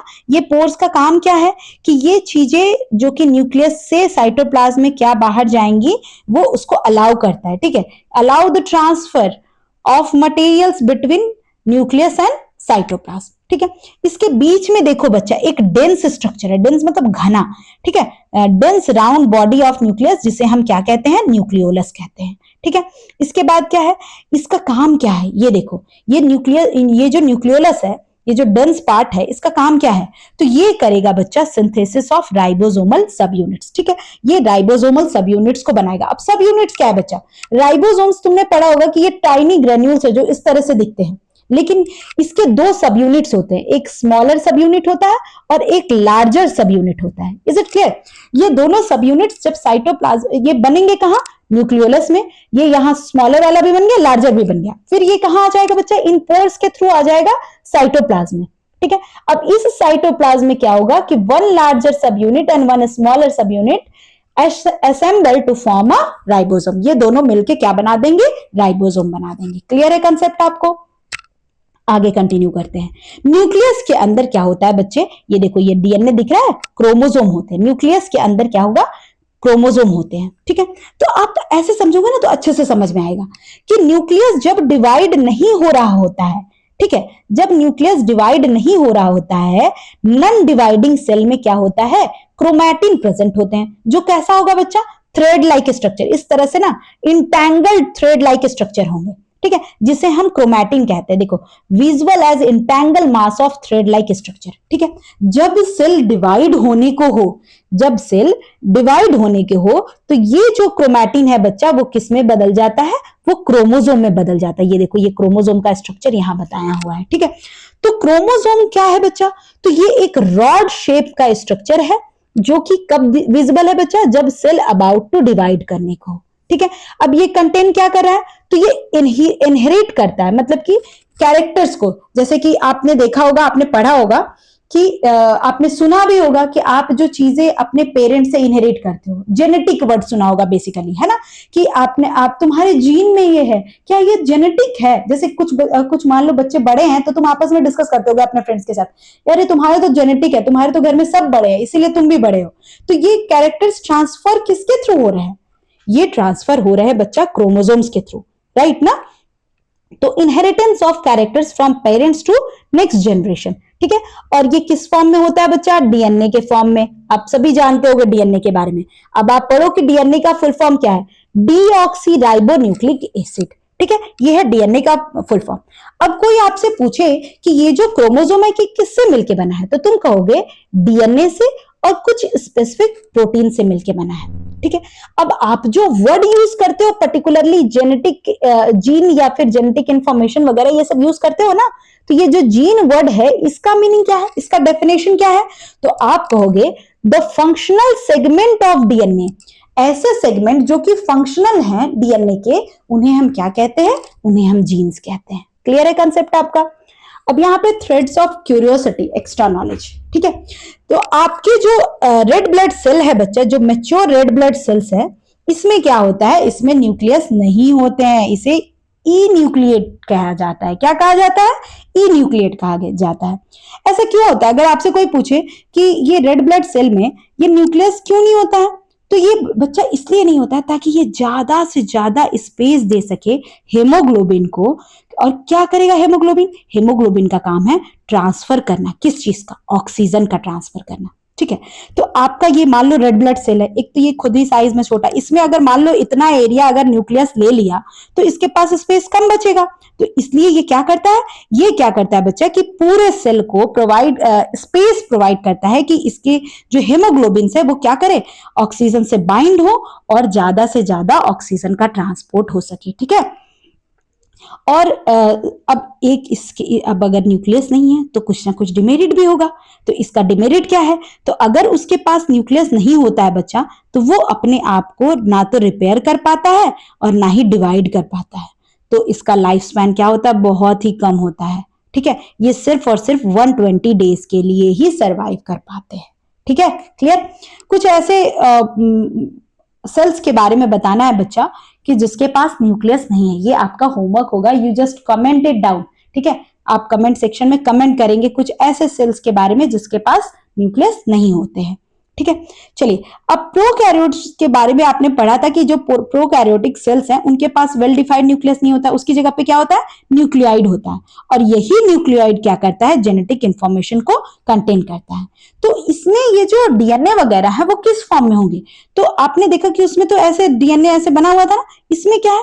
सर्कुलर, सिंगल सर्कुलर मॉलिक्यूल होगा। इस तरीके से डीएनए क्या होंगे? सिंगुलर सर्कुलर मॉलिक्यूल के डीएनए होंगे और स्पेसिफिक प्रोटीन के साथ एसोसिएटेड होंगे, जिसे हम क्या कहेंगे? न्यूक्लियोइड कहेंगे। क्लियर है? नेक्स्ट है राइबोसोम्स। राइबोसोम्स क्या है बच्चा? Protein factory. आपने क्लास 8 में भी पढ़ा कि राइबोसोम्स क्या करते हैं? प्रोटीन का सिंथेसिस करते हैं। ये टाइनी ग्रेन्यूल लाइक स्ट्रक्चर है। कहां पाए जाते हैं बच्चा?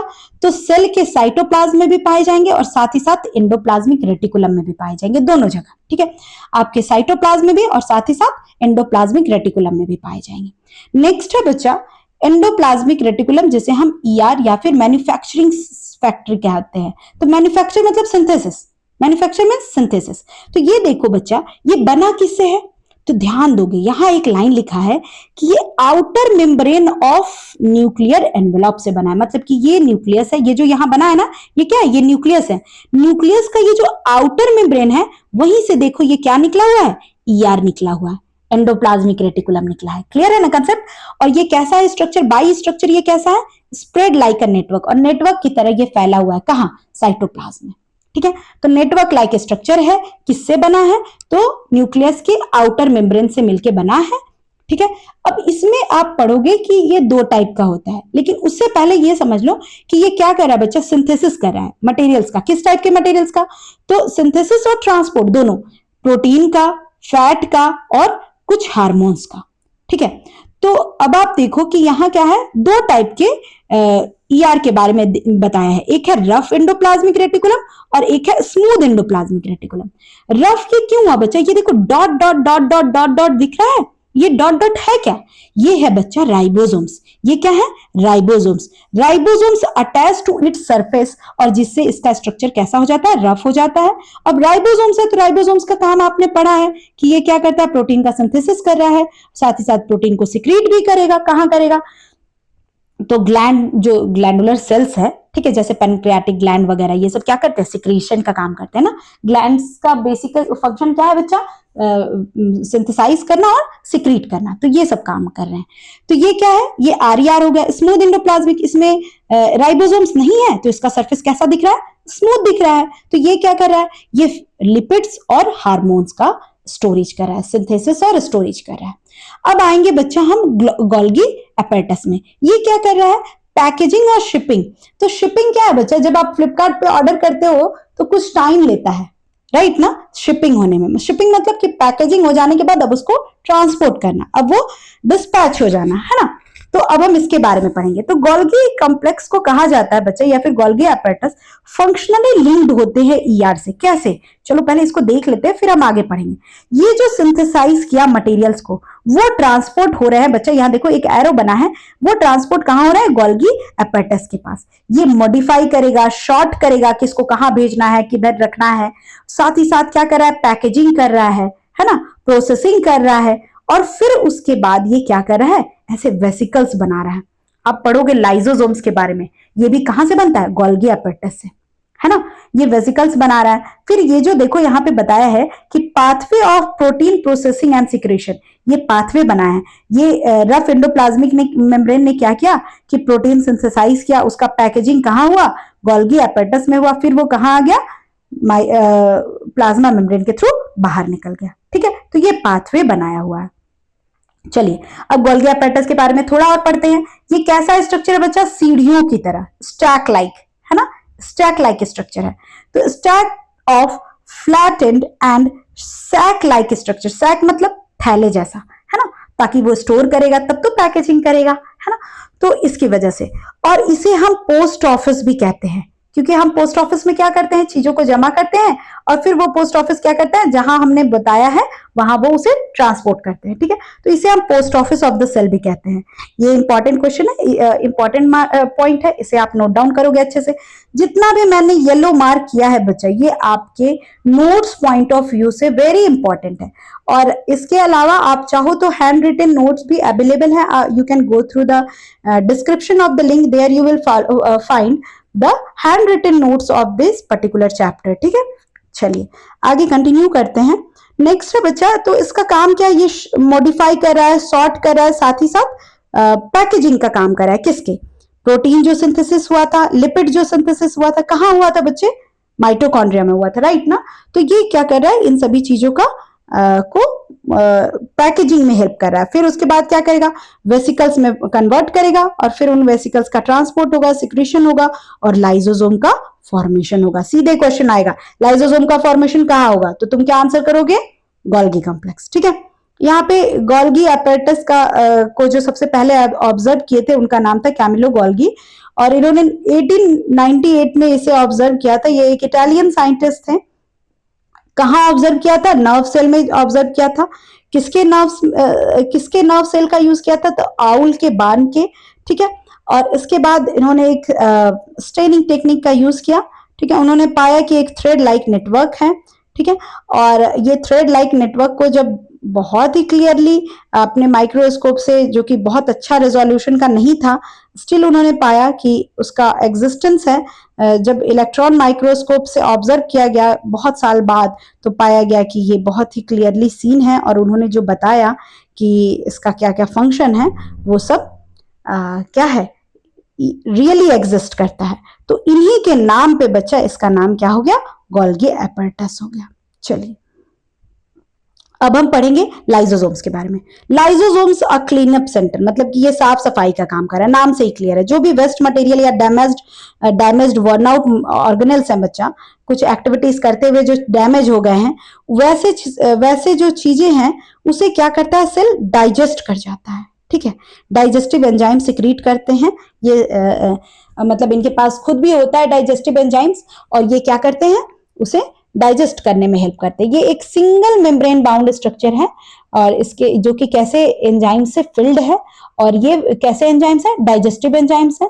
जब ये ब्रेक डाउन करते हैं किसका किसका, अनवांटेड प्रोटीन का, कार्बोहाइड्रेट का, फैट्स का और even damaged part of the cell का। ठीक है, और ये क्या करते हैं बच्चा, ये क्लीन सेल को क्लीन करते हैं और उसे हेल्दी रखने में हेल्प करते हैं। ठीक है, और ये जो तोड़ते हैं ना बच्चा चीजों को, मतलब ब्रेक डाउन करते हैं, जैसे जो भी वेस्ट मटेरियल या डैमेज मटेरियल है उसको maybe later they can use it, reuse कर सकते हैं डिफरेंट सेलुलर प्रोसेसेस में। ठीक है, एक और क्यूरियोसिटी का आपके पास दिया है जो आपके दिमाग में चल रहा होगा कि जो ह्यूमन के sperm cell you all know ना, कि जो रिप्रोडक्टिव सेल है ये, है ना, जो रिप्रोडक्शन में हेल्प करता है, जो मेल रिप्रोडक्टिव ऑर्गन्स सिक्रीट करते हैं, क्या है ये, स्पर्म सेल्स। तो ये भी, इनके पास भी क्या होता है, लाइसोसोम एंजाइम होता है। जब ये एग के लेयर से टकराते हैं, तो आपने पढ़ा होगा शायद इसके बारे में कि जब ये एग के लेयर से जैसे ही ज्वाइन होंगे बच्चा, मीट करेंगे, तो क्या होगा, ये एंजाइम्स क्या करेगा, ब्रेक डाउन करता है किसको, ये एग के लेयर को टूटने में, ताकि इस जो स्पर्म के पास जो न्यूक्लियस है वो एग के न्यूक्लियस के साथ जाके क्या हो सके, फ्यूज हो सके। ठीक है, अलाउ फर्टिलाइजेशन। क्लियर है। चलिए नेक्स्ट है कि माइटोकॉन्ड्रिया क्या करता है बच्चा, एनर्जी का प्रोडक्शन करता है, इसीलिए हम इसे power house of the cell भी कहते हैं। ठीक है, अब ये डिफरेंट एक्टिविटीज में इस एनर्जी का यूज किया जाता है। जो आउटर मेम्ब्रेन होता है इसका, ठीक है, ये भी डबल मेम्ब्रेन है। ठीक है, ध्यान रखिएगा, ये आउटर मेम्ब्रेन, ये इनर मेम्ब्रेन। तो जो आउटर मेम्ब्रेन है वो कंपैरेटिवली क्या होता है, स्मूथ होता है और पोरस मींस पोर्स प्रेजेंट होते हैं। ठीक है, अच्छा, और जो इनर मेम्ब्रेन है वो कैसा है, फोल्डिंग्स प्रेजेंट है। ये देखो फोल्डिंग्स है ना इसमें, तो ये फोल्डिंग्स लाइक है, और इस फिंगर लाइक जो प्रोजेक्शन है इसे हम क्या कहते हैं, इसे हम क्रिस्टी कहते हैं। इसे हम क्या कहते हैं, क्रिस्टी कहते हैं। ठीक है, जो जिसका काम क्या है, अगर आपसे सीधे पूछे कि ये फोल्डिंग्स क्यों हैं, ये क्रिस्टी का काम क्या है, तो ये इंक्रीज कर रहे हैं बच्चा सरफेस एरिया को, ताकि ज्यादा से ज्यादा एनर्जी का प्रोडक्शन हो सके। ठीक है, नेक्स्ट देखिए, माइटोकॉन्ड्रिया आपने पढ़ा होगा सेलुलर रेस्पिरेशन, अगर नहीं पढ़े हो तो आगे क्लास 10 में पढ़ोगे एकदम अच्छे से सेलुलर रेस्पिरेशन के बारे में। अभी इस बात को बहुत ध्यान से समझ लो।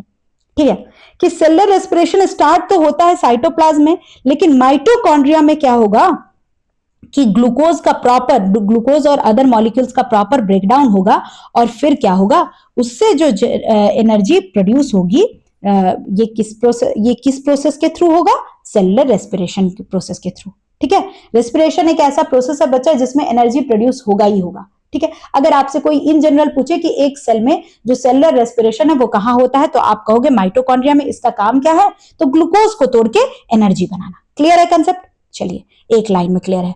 फिर इसके बाद क्या है कि एनर्जी किस फॉर्म में आएगी, एनर्जी करेंसी। जैसे आप अगर पैसे की बात हो तो आप करेंसी किसको कहते हैं, जो एक एक आपके पास कॉइन वगैरह होता है, तो वैसे ही ये जो करेंसी, एनर्जी का करेंसी, वो किसे कहा जाता है, एटीपी को। एटीपी का फुल फॉर्म क्या है, एडिनोसिन ट्राइफॉस्फेट, राइट।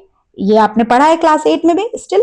और ये किस में हेल्प कर रहा है, डिफरेंट सेलुलर एक्टिविटीज में हेल्प कर रहा है। नेक्स्ट पॉइंट है बच्चा आपका प्लास्टिड्स। प्लास्टिड्स क्या है बच्चा, आपने जूनियर क्लास में पढ़ा था कि इनके पास बहुत सारे डिफरेंट डिफरेंट कलर पिगमेंट्स है। ये अलग अलग कलर पिगमेंट्स प्रोवाइड करता है, ग्रीन कलर, डिफरेंट कलर्स, या फिर कभी कभी कलरलेस भी होता है, ठीक है।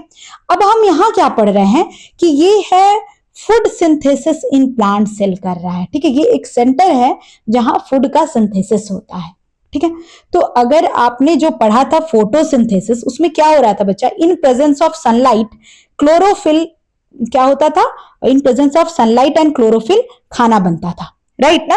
तो यहां क्या हो रहा है बच्चा, यहां भी वही चीज हो रहा है कि ये जो माइटोकॉन्ड्रिया क्या करता है, एनर्जी प्रोड्यूस करता है। एनर्जी से ये क्या करते हैं, एनर्जी से ये खाना बनाते हैं, उस एनर्जी का यूटिलाइज करके ये खाना बनाते हैं इन प्रेजेंस ऑफ सनलाइट, ठीक है। तो प्लास्टिड्स क्या कर रहा है, फूड का सिंथेसिस कर रहा है, साथ ही साथ फूड को स्टोर भी कर रहा है। देखो इसका फंक्शन दो पता चल गया, एक तो फूड को बना भी रहा है, उसके बाद ये खाना को क्या कर रहा है, स्टोर भी कर रहा है। तो इसमें हम जो पहला टाइप पढ़ेंगे बच्चा वो है क्लोरोप्लास्ट। तो क्लोरोफिल प्रेजेंट कहां है, क्लोरोप्लास्ट में। ये क्या कर रहा है, ये ग्रीन कलर का पिगमेंट प्रोवाइड कर रहा है। क्लोरोफिल में क्या होता है बच्चे, ग्रीन पिगमेंट्स होते हैं। आपने पढ़ा होगा कि सिर्फ प्लांट के ग्रीन पार्ट्स ही खाना क्यों बना पाते हैं बच्चा, क्योंकि ग्रीन पार्ट्स, ग्रीन पिगमेंट्स किसके अंदर होते हैं, क्लोरोफिल। और क्लोरोफिल क्या करता है, सनलाइट को एब्जॉर्ब करता है, ठीक है। सनलाइट को क्या करता है, एब्जॉर्ब करता है, और उसी सनलाइट से फिर क्या होता है, फोटोसिंथेसिस होता है, ठीक है। ये भी एक इनर मेम्ब्रेन आउटर मेम्ब्रेन। जहां ये दो वर्ड दिखे तो समझ आना कि डबल मेम्ब्रेन स्ट्रक्चर है, ठीक है। ये भी डबल मेम्ब्रेन स्ट्रक्चर है, सेमी फ्लूइड इन नेचर है, ठीक है। अब ये जो यहाँ पे ये पूरा जैसे सेल के अंदर जैसे फ्लूइड प्रेजेंट है, वैसे यहाँ भी सेमी फ्लूइड है, जिसे हम स्ट्रोमा कहते हैं। जो कैसा है, स्ट्रोमा के अंदर देखोगे बच्चा, स्ट्रोमा के अंदर डिस्क लाइक मेम्ब्रेन प्रेजेंट है। ये देखो, ये डिस्क, इसको डिस्क लाइक मेम्ब्रेन कहते हैं ना, ये डिस्क लाइक मेम्ब्रेन प्रेजेंट है स्ट्रोमा के अंदर, जिसे थैलेकोइड्स कहते हैं। आप पढ़ोगे इसके बारे में। और बहुत सारे थैलेकोइड्स मिलके ग्राना बनाते हैं, जो हायर क्लासेस में आप इसके बारे में और डिटेल में पढ़ोगे, ठीक है। तो ये जो थैलेकोइड्स हैं, इसी के अंदर बेसिकली फोटोसिंथेसिस, ये थैलेकोइड्स वगैरह और स्ट्रोमा, आप पढ़ोगे कि फोटोसिंथेसिस 1 और फोटोसिंथेसिस 2 होता है। एक डे लाइट में होता है, एक अंडर द, मतलब कि डार्क टाइम में जो होगा उसे वो कहाँ होगा। तो ये सब पढ़ोगे आप इन फ्यूचर, ठीक है। तो अभी आप फिलहाल बस ये दिमाग में रखो कि ये है स्ट्रोमा, जो लिक्विड मेम्ब्रेन है, और इसमें ये क्या है, डिस्क लाइक स्ट्रक्चर है, ठीक है, जो कि जिसके अंदर क्या है, क्लोरोफिल प्रेजेंट है, ठीक है। ये जो डिस्क लाइक स्ट्रक्चर है ना बच्चा, इसी के अंदर क्या प्रेजेंट है, क्लोरोफिल प्रेजेंट है। और ये क्लोरोफिल क्या करता है, लाइट को एब्जॉर्ब करता है, ठीक है, और क्या करवाता है, फोटोसिंथेसिस करवाता है, ठीक है। आगे कंटिन्यू करते हैं। जो फोटोसिंथेसिस के दौरान जो शुगर बना, ठीक है, वो स्टोर कहां होगा, स्ट्रोमा में। कहां स्टोर होगा, स्ट्रोमा में। किस फॉर्म में, स्टार्च ग्रेन्यूल्स के फॉर्म में, ठीक है। नेक्स्ट है कि माइटोकॉन्ड्रिया भी डबल मेम्ब्रेन था, प्लास्टिड भी क्या था, डबल मेम्ब्रेन था, राइट ना। तो ये कुछ कॉमन सिमिलैरिटीज, कुछ कॉमन फीचर्स को शेयर करते हैं। वो क्या क्या है बच्चा, दोनों के पास अपना डीएनए होता है, दोनों के पास अपना राइबोसोम होता है। अब क्योंकि अपना राइबोसोम होता है तो ये अपना प्रोटीन खुद बना सकते हैं। तो कहा जाता है कि ये कुछ इवोल्यूशनरी रिलेशन शेयर करते हैं बच्चा, मतलब ये कुछ इवोल्यूशनरी रिलेशन शेयर करते हैं सिंगल सेल यूनिसेलुलर ऑर्गेनिजम्स के साथ। कैसे, क्योंकि तुमने देखा कि यूनिसेलुलर ऑर्गेनिजम्स जो हैं उनके पास भी अपना डीएनए, अपना और राइबोसोम्स और अपना प्रोटीन सिंथेसिस होता है। और तुम क्या देख रहे हो कि यहाँ माइटोकॉन्ड्रिया और प्लास्टिड भी जो है ये तीनों काम कर रहे हैं। तो हम ऐसा कह रहे हैं, मतलब हम क्या कह रहे हैं, मतलब जो रिसर्चर्स हैं, जो साइंटिस्ट हैं, उन्होंने ये पाया अपने रिसर्च के थ्रू कि ये एक इवोल्यूशनरी रिलेशनशिप शेयर कर रहे हैं। मतलब कहेंगे कि ये सब किसी एक ही पर्टिकुलर ओरिजिन से मिलके बने हैं, ठीक है बच्चा। चलिए इसके बाद हम पढ़ेंगे कि फ्रूट, फ्लावर और क्या है, वेजिटेबल्स में जो डिफरेंट कलर्स हैं वो किसकी वजह से आते हैं। वो आते हैं बच्चा क्रोमोप्लास्ट की वजह से। क्रोमोप्लास्ट ग्रीक वर्ड है जो कि दो वर्ड से मिलकर बना है, chroma and plastids, plastids means तो आपने देखा ही क्या है, और क्रोमा मीन्स होता है कलर। ये जो डिफरेंट कलर है, येलो, ऑरेंज, रेड वगैरह के कलर, जो ब्राइट कलर आते हैं फ्लावर्स में, फ्रूट्स में, ये सब किसकी वजह से आते हैं? क्रोमोप्लास्ट की वजह से आते हैं। ये डिफरेंट कलर्स क्या करता है बच्चे? तो ये करवाता है, अट्रैक्ट करता है पॉलिनेटर्स को। पॉलिनेशन आपने पढ़ा, transfer of pollen grains from anther to stigma, that is pollination. तो ये क्या था बच्चा? ये है बच्चा जिसके थ्रू प्लांट्स रिप्रोड्यूस करते हैं, है ना? नहीं तो प्लांट्स में रिप्रोडक्शन कैसे होगा? इनका ट्रांसफर ऑफ गैमेट्स कैसे होगा? तो ये क्या कर रहे हैं? पॉलिनेटर्स को अट्रैक्ट करेंगे ताकि एक मेल प्लांट पे बैठे भी, फिर फीमेल प्लांट पे बैठे, और फिर वहां आके पॉलन ग्रेन्स को डिस्चार्ज करे, तो जिससे क्या होगा? फर्टिलाइजेशन हो जाएगा, फिर फ्रूट बनेगा, फिर सीड बनेगा। और साथ ही साथ और क्या करता है? फ्रूट ईटिंग एनिमल्स को भी अट्रैक्ट करता है ताकि वो आएंगे, खाएंगे, फिर कहीं जाके मान लो यहाँ उन्होंने फ्रूट खाया, सीड खाया, और फिर यहाँ से 100 किलोमीटर दूर जाके उन्होंने अपना वेस्ट मटेरियल रिलीज किया। अब उस फीसिया में क्या निकला? उस फीसिया में सीड निकला, और फिर सीड वहां जर्मिनेट कर गया। बात समझ गए? इस तरह से हुआ सीड का डिस्पर्सल। चलिए नेक्स्ट है बच्चा, कुछ ऐसे प्लास्टिड्स हैं जिनके पास कोई पिगमेंट ही नहीं है, कलरलेस है, उन्हें हम ल्यूकोप्लास्ट कहते हैं। ल्यूको का मतलब होता है व्हाइट। तो इनका काम क्या है? ये फूड को स्टोर करते हैं। कैसे फूड को? स्टार्च के फॉर्म में, ऑयल के फॉर्म में, और प्रोटीन के फॉर्म में, और इसी बेसिस पे इसे डिवाइड भी किया गया है। जैसे आपने आलू और टारो, टारो अभी हमने कोलोकेसिया लीफ के बारे में पढ़ा ना, अरवी। तो अरवी और आलू दोनों में दोनों के सेल्स क्या करते हैं? स्टार्च को स्टोर करते हैं। तो आपने क्या देखा बच्चे कि प्लास्टिड्स को डिवाइड किया गया 3 कैटेगरी में, उनके कलर पिगमेंट्स के प्रेजेंस के बेसिस पे। पहला आपने पढ़ा क्लोरोप्लास्ट जो कि ग्रीन कलर का था। दूसरा आपने पढ़ा chromoplast, other than green colour, green colour के अलावा जो अलग कलर है जैसे येलो, ऑरेंज, रेड वगैरह के कलर जो हैं वो किसकी वजह से आते हैं? क्रोमोप्लास्ट की वजह से। और जो कलर ही ना हो उसे हम क्या कहेंगे? ल्यूकोप्लास्ट कहेंगे। क्लियर है कंसेप्ट प्लास्टिड्स का? अब आते हैं हम वैक्यूल्स। वैक्यूल्स जो है वो वैक्यूम वर्ड से आया है। वैक्यूम मतलब एम्प्टी स्पेस, है ना? तो ये ऑर्गेनल्स क्या कर रहे हैं? ये सपोर्ट कर रहे हैं और स्टोरेज का काम कर रहे हैं। ठीक है, आप एक मैच्योर प्लांट सेल में क्या पाओगे बच्चे कि एक बड़ा सा सेंट्रल वैक्यूल प्रेजेंट होगा, लेकिन एनिमल सेल में ये नहीं होगा। एनिमल सेल में जनरली क्या होगा? ये समटाइम प्रेजेंट होंगे, अगर होंगे भी तो छोटे साइज में होंगे, इतना बड़ा नहीं होगा। और ये भी सिंगल लेयर का है, single selectively permeable membrane present है। इसके अंदर अगर फिल्ड विथ वाटरी फ्लूइड तो उसे हम कहते हैं बच्चा सेल सैप। अगर ये वाटरी फ्लूइड से फिल्ड है तो इसे हम क्या कहेंगे? सेल सैप कहेंगे। ये क्या करता है? स्टोरेज का काम करता है। पहले लाइन में ही ये क्लियर था। तो क्या स्टोर करेगा? वाटर को, मिनरल को, शुगर को और वेस्ट मटेरियल को, इन सभी चीजों को ये क्या करेगा? स्टोर करेगा। ठीक है, इसके बाद क्या करेगा? ये मेंटेन करता है। ये बहुत इंपॉर्टेंट लाइन है, बहुत ही इंपॉर्टेंट। ठीक है, स्टार मार्क करेंगे इसको कि ये हेल्प करता है सेल के प्रेशर को मेंटेन करने में। ठीक है, जिसकी वजह से सेल क्या होता है? फर्म। प्लांट सेल जनरली कैसे होते हैं? ये लार्ज वैक्यूल्स प्रेजेंट होते हैं, इसी वजह से सेल के जो प्लांट सेल है वो फर्म होते हैं।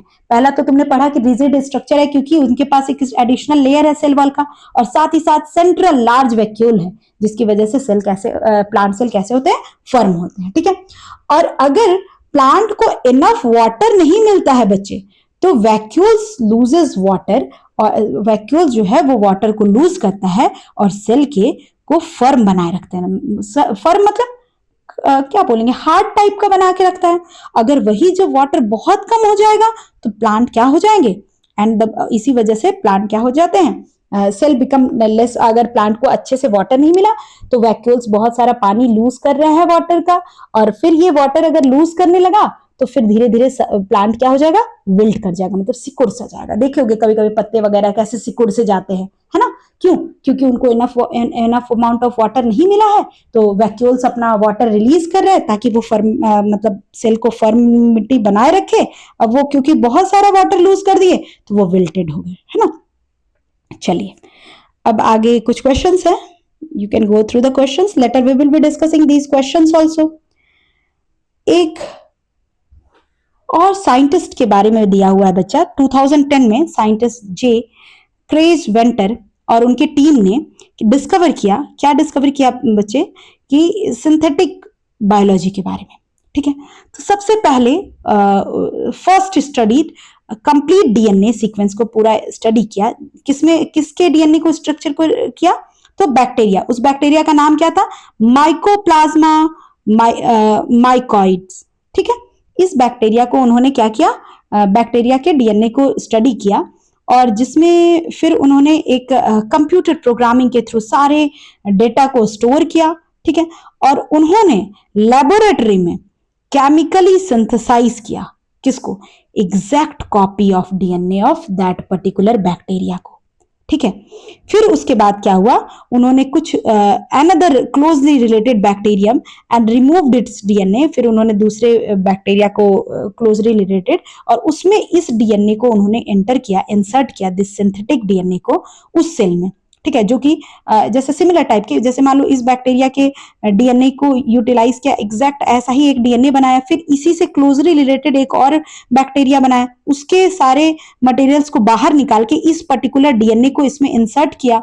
ठीक है, और उसे ग्रो करने दिया, डिवाइड करने दिया, और उन्होंने क्या पाया कि डीएनए कंट्रोल करता है स्ट्रक्चर और एक्टिविटीज ऑफ द सेल को।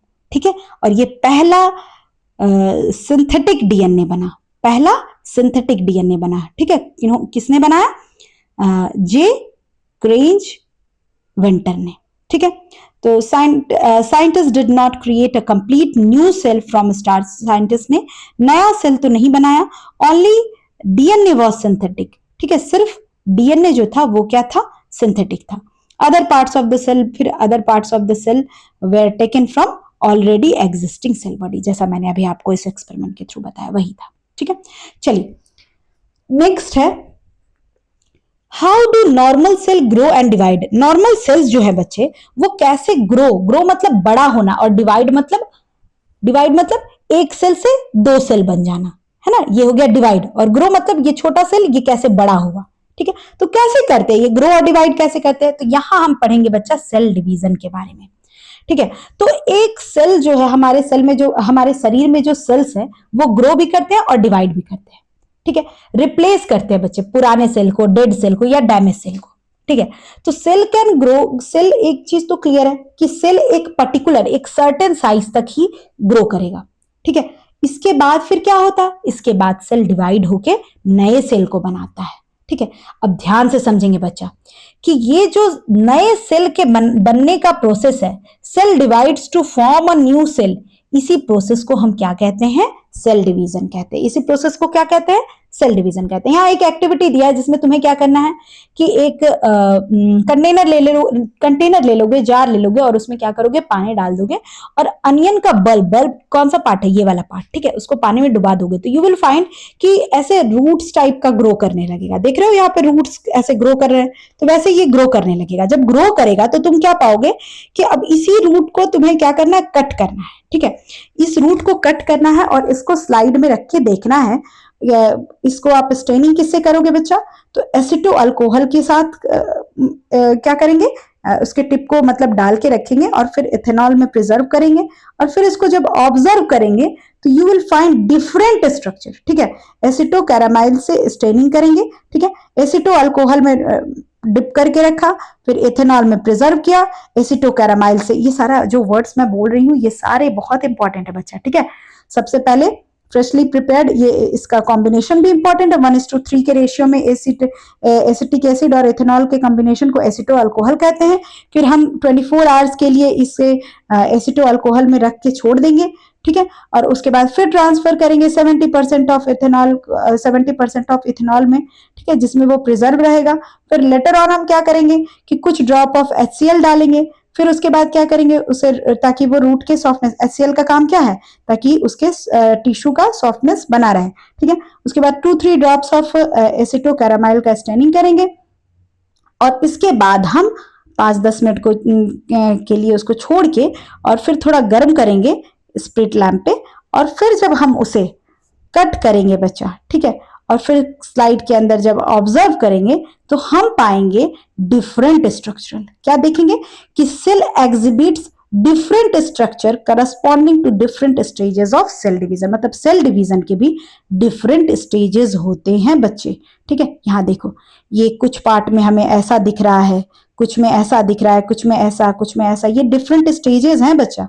सेल के डिवाइड होने के डिफरेंट स्टेजेस है, मतलब कि सेल जब डिवाइड होगा तो ऐसा नहीं कि सीधे ये सेल था, ये बीच से डिवाइड हुआ और दो सेल में डिवाइड हो गया, ऐसा नहीं, वो डिफरेंट स्टेजेस से गुजरता है। आप हायर क्लासेस में इसको पढ़ोगे, ठीक है।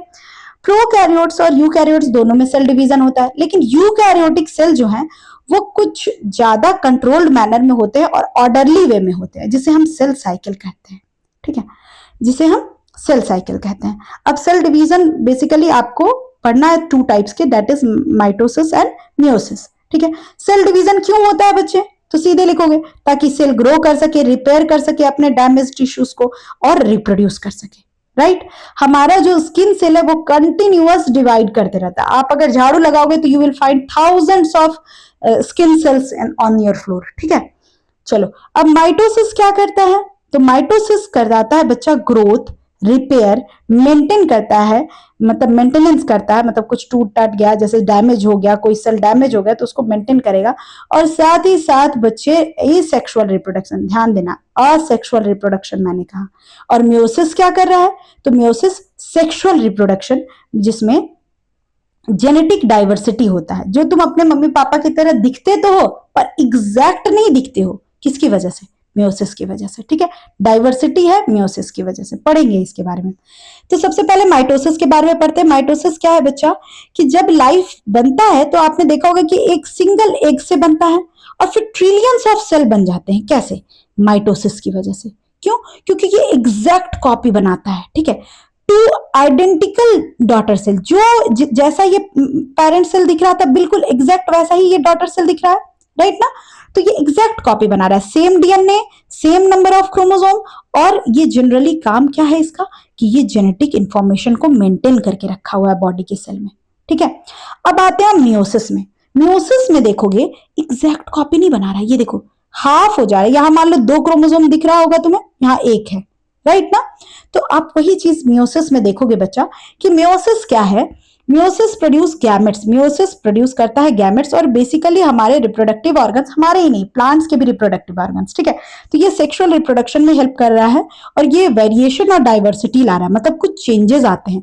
तो जो पेरेंट से बच्चे में जो चेंजेस आते हैं बच्चा, है ना, वो किसकी वजह से आते हैं, मियोसिस की वजह से आते हैं, ठीक है। चिल्ड्रंस अपने पेरेंट्स की तरह दिखते तो है पर एग्जैक्टली सेम नहीं दिखते हैं, क्यों, क्योंकि मियोसिस की वजह से, ठीक है। चलिए, इसके बारे में आप और डिटेल में पढ़ोगे तो और अच्छे से समझ पाओगे, ठीक है। इन फ्यूचर आप पढ़ोगे इसके बारे में। टेस्टिस कहाँ प्रेजेंट होता है, मेल्स में जो स्पर्म बनाते हैं। ओवरीज कहाँ प्रेजेंट होता है, फीमेल्स में जो एग्स बनाते हैं। एंथर कहाँ होता है, प्लांट्स के मेल पार्ट में जो पॉलन ग्रेन बनाते हैं, ओवरीज फीमेल पार्ट में जो एग्स बनाते हैं।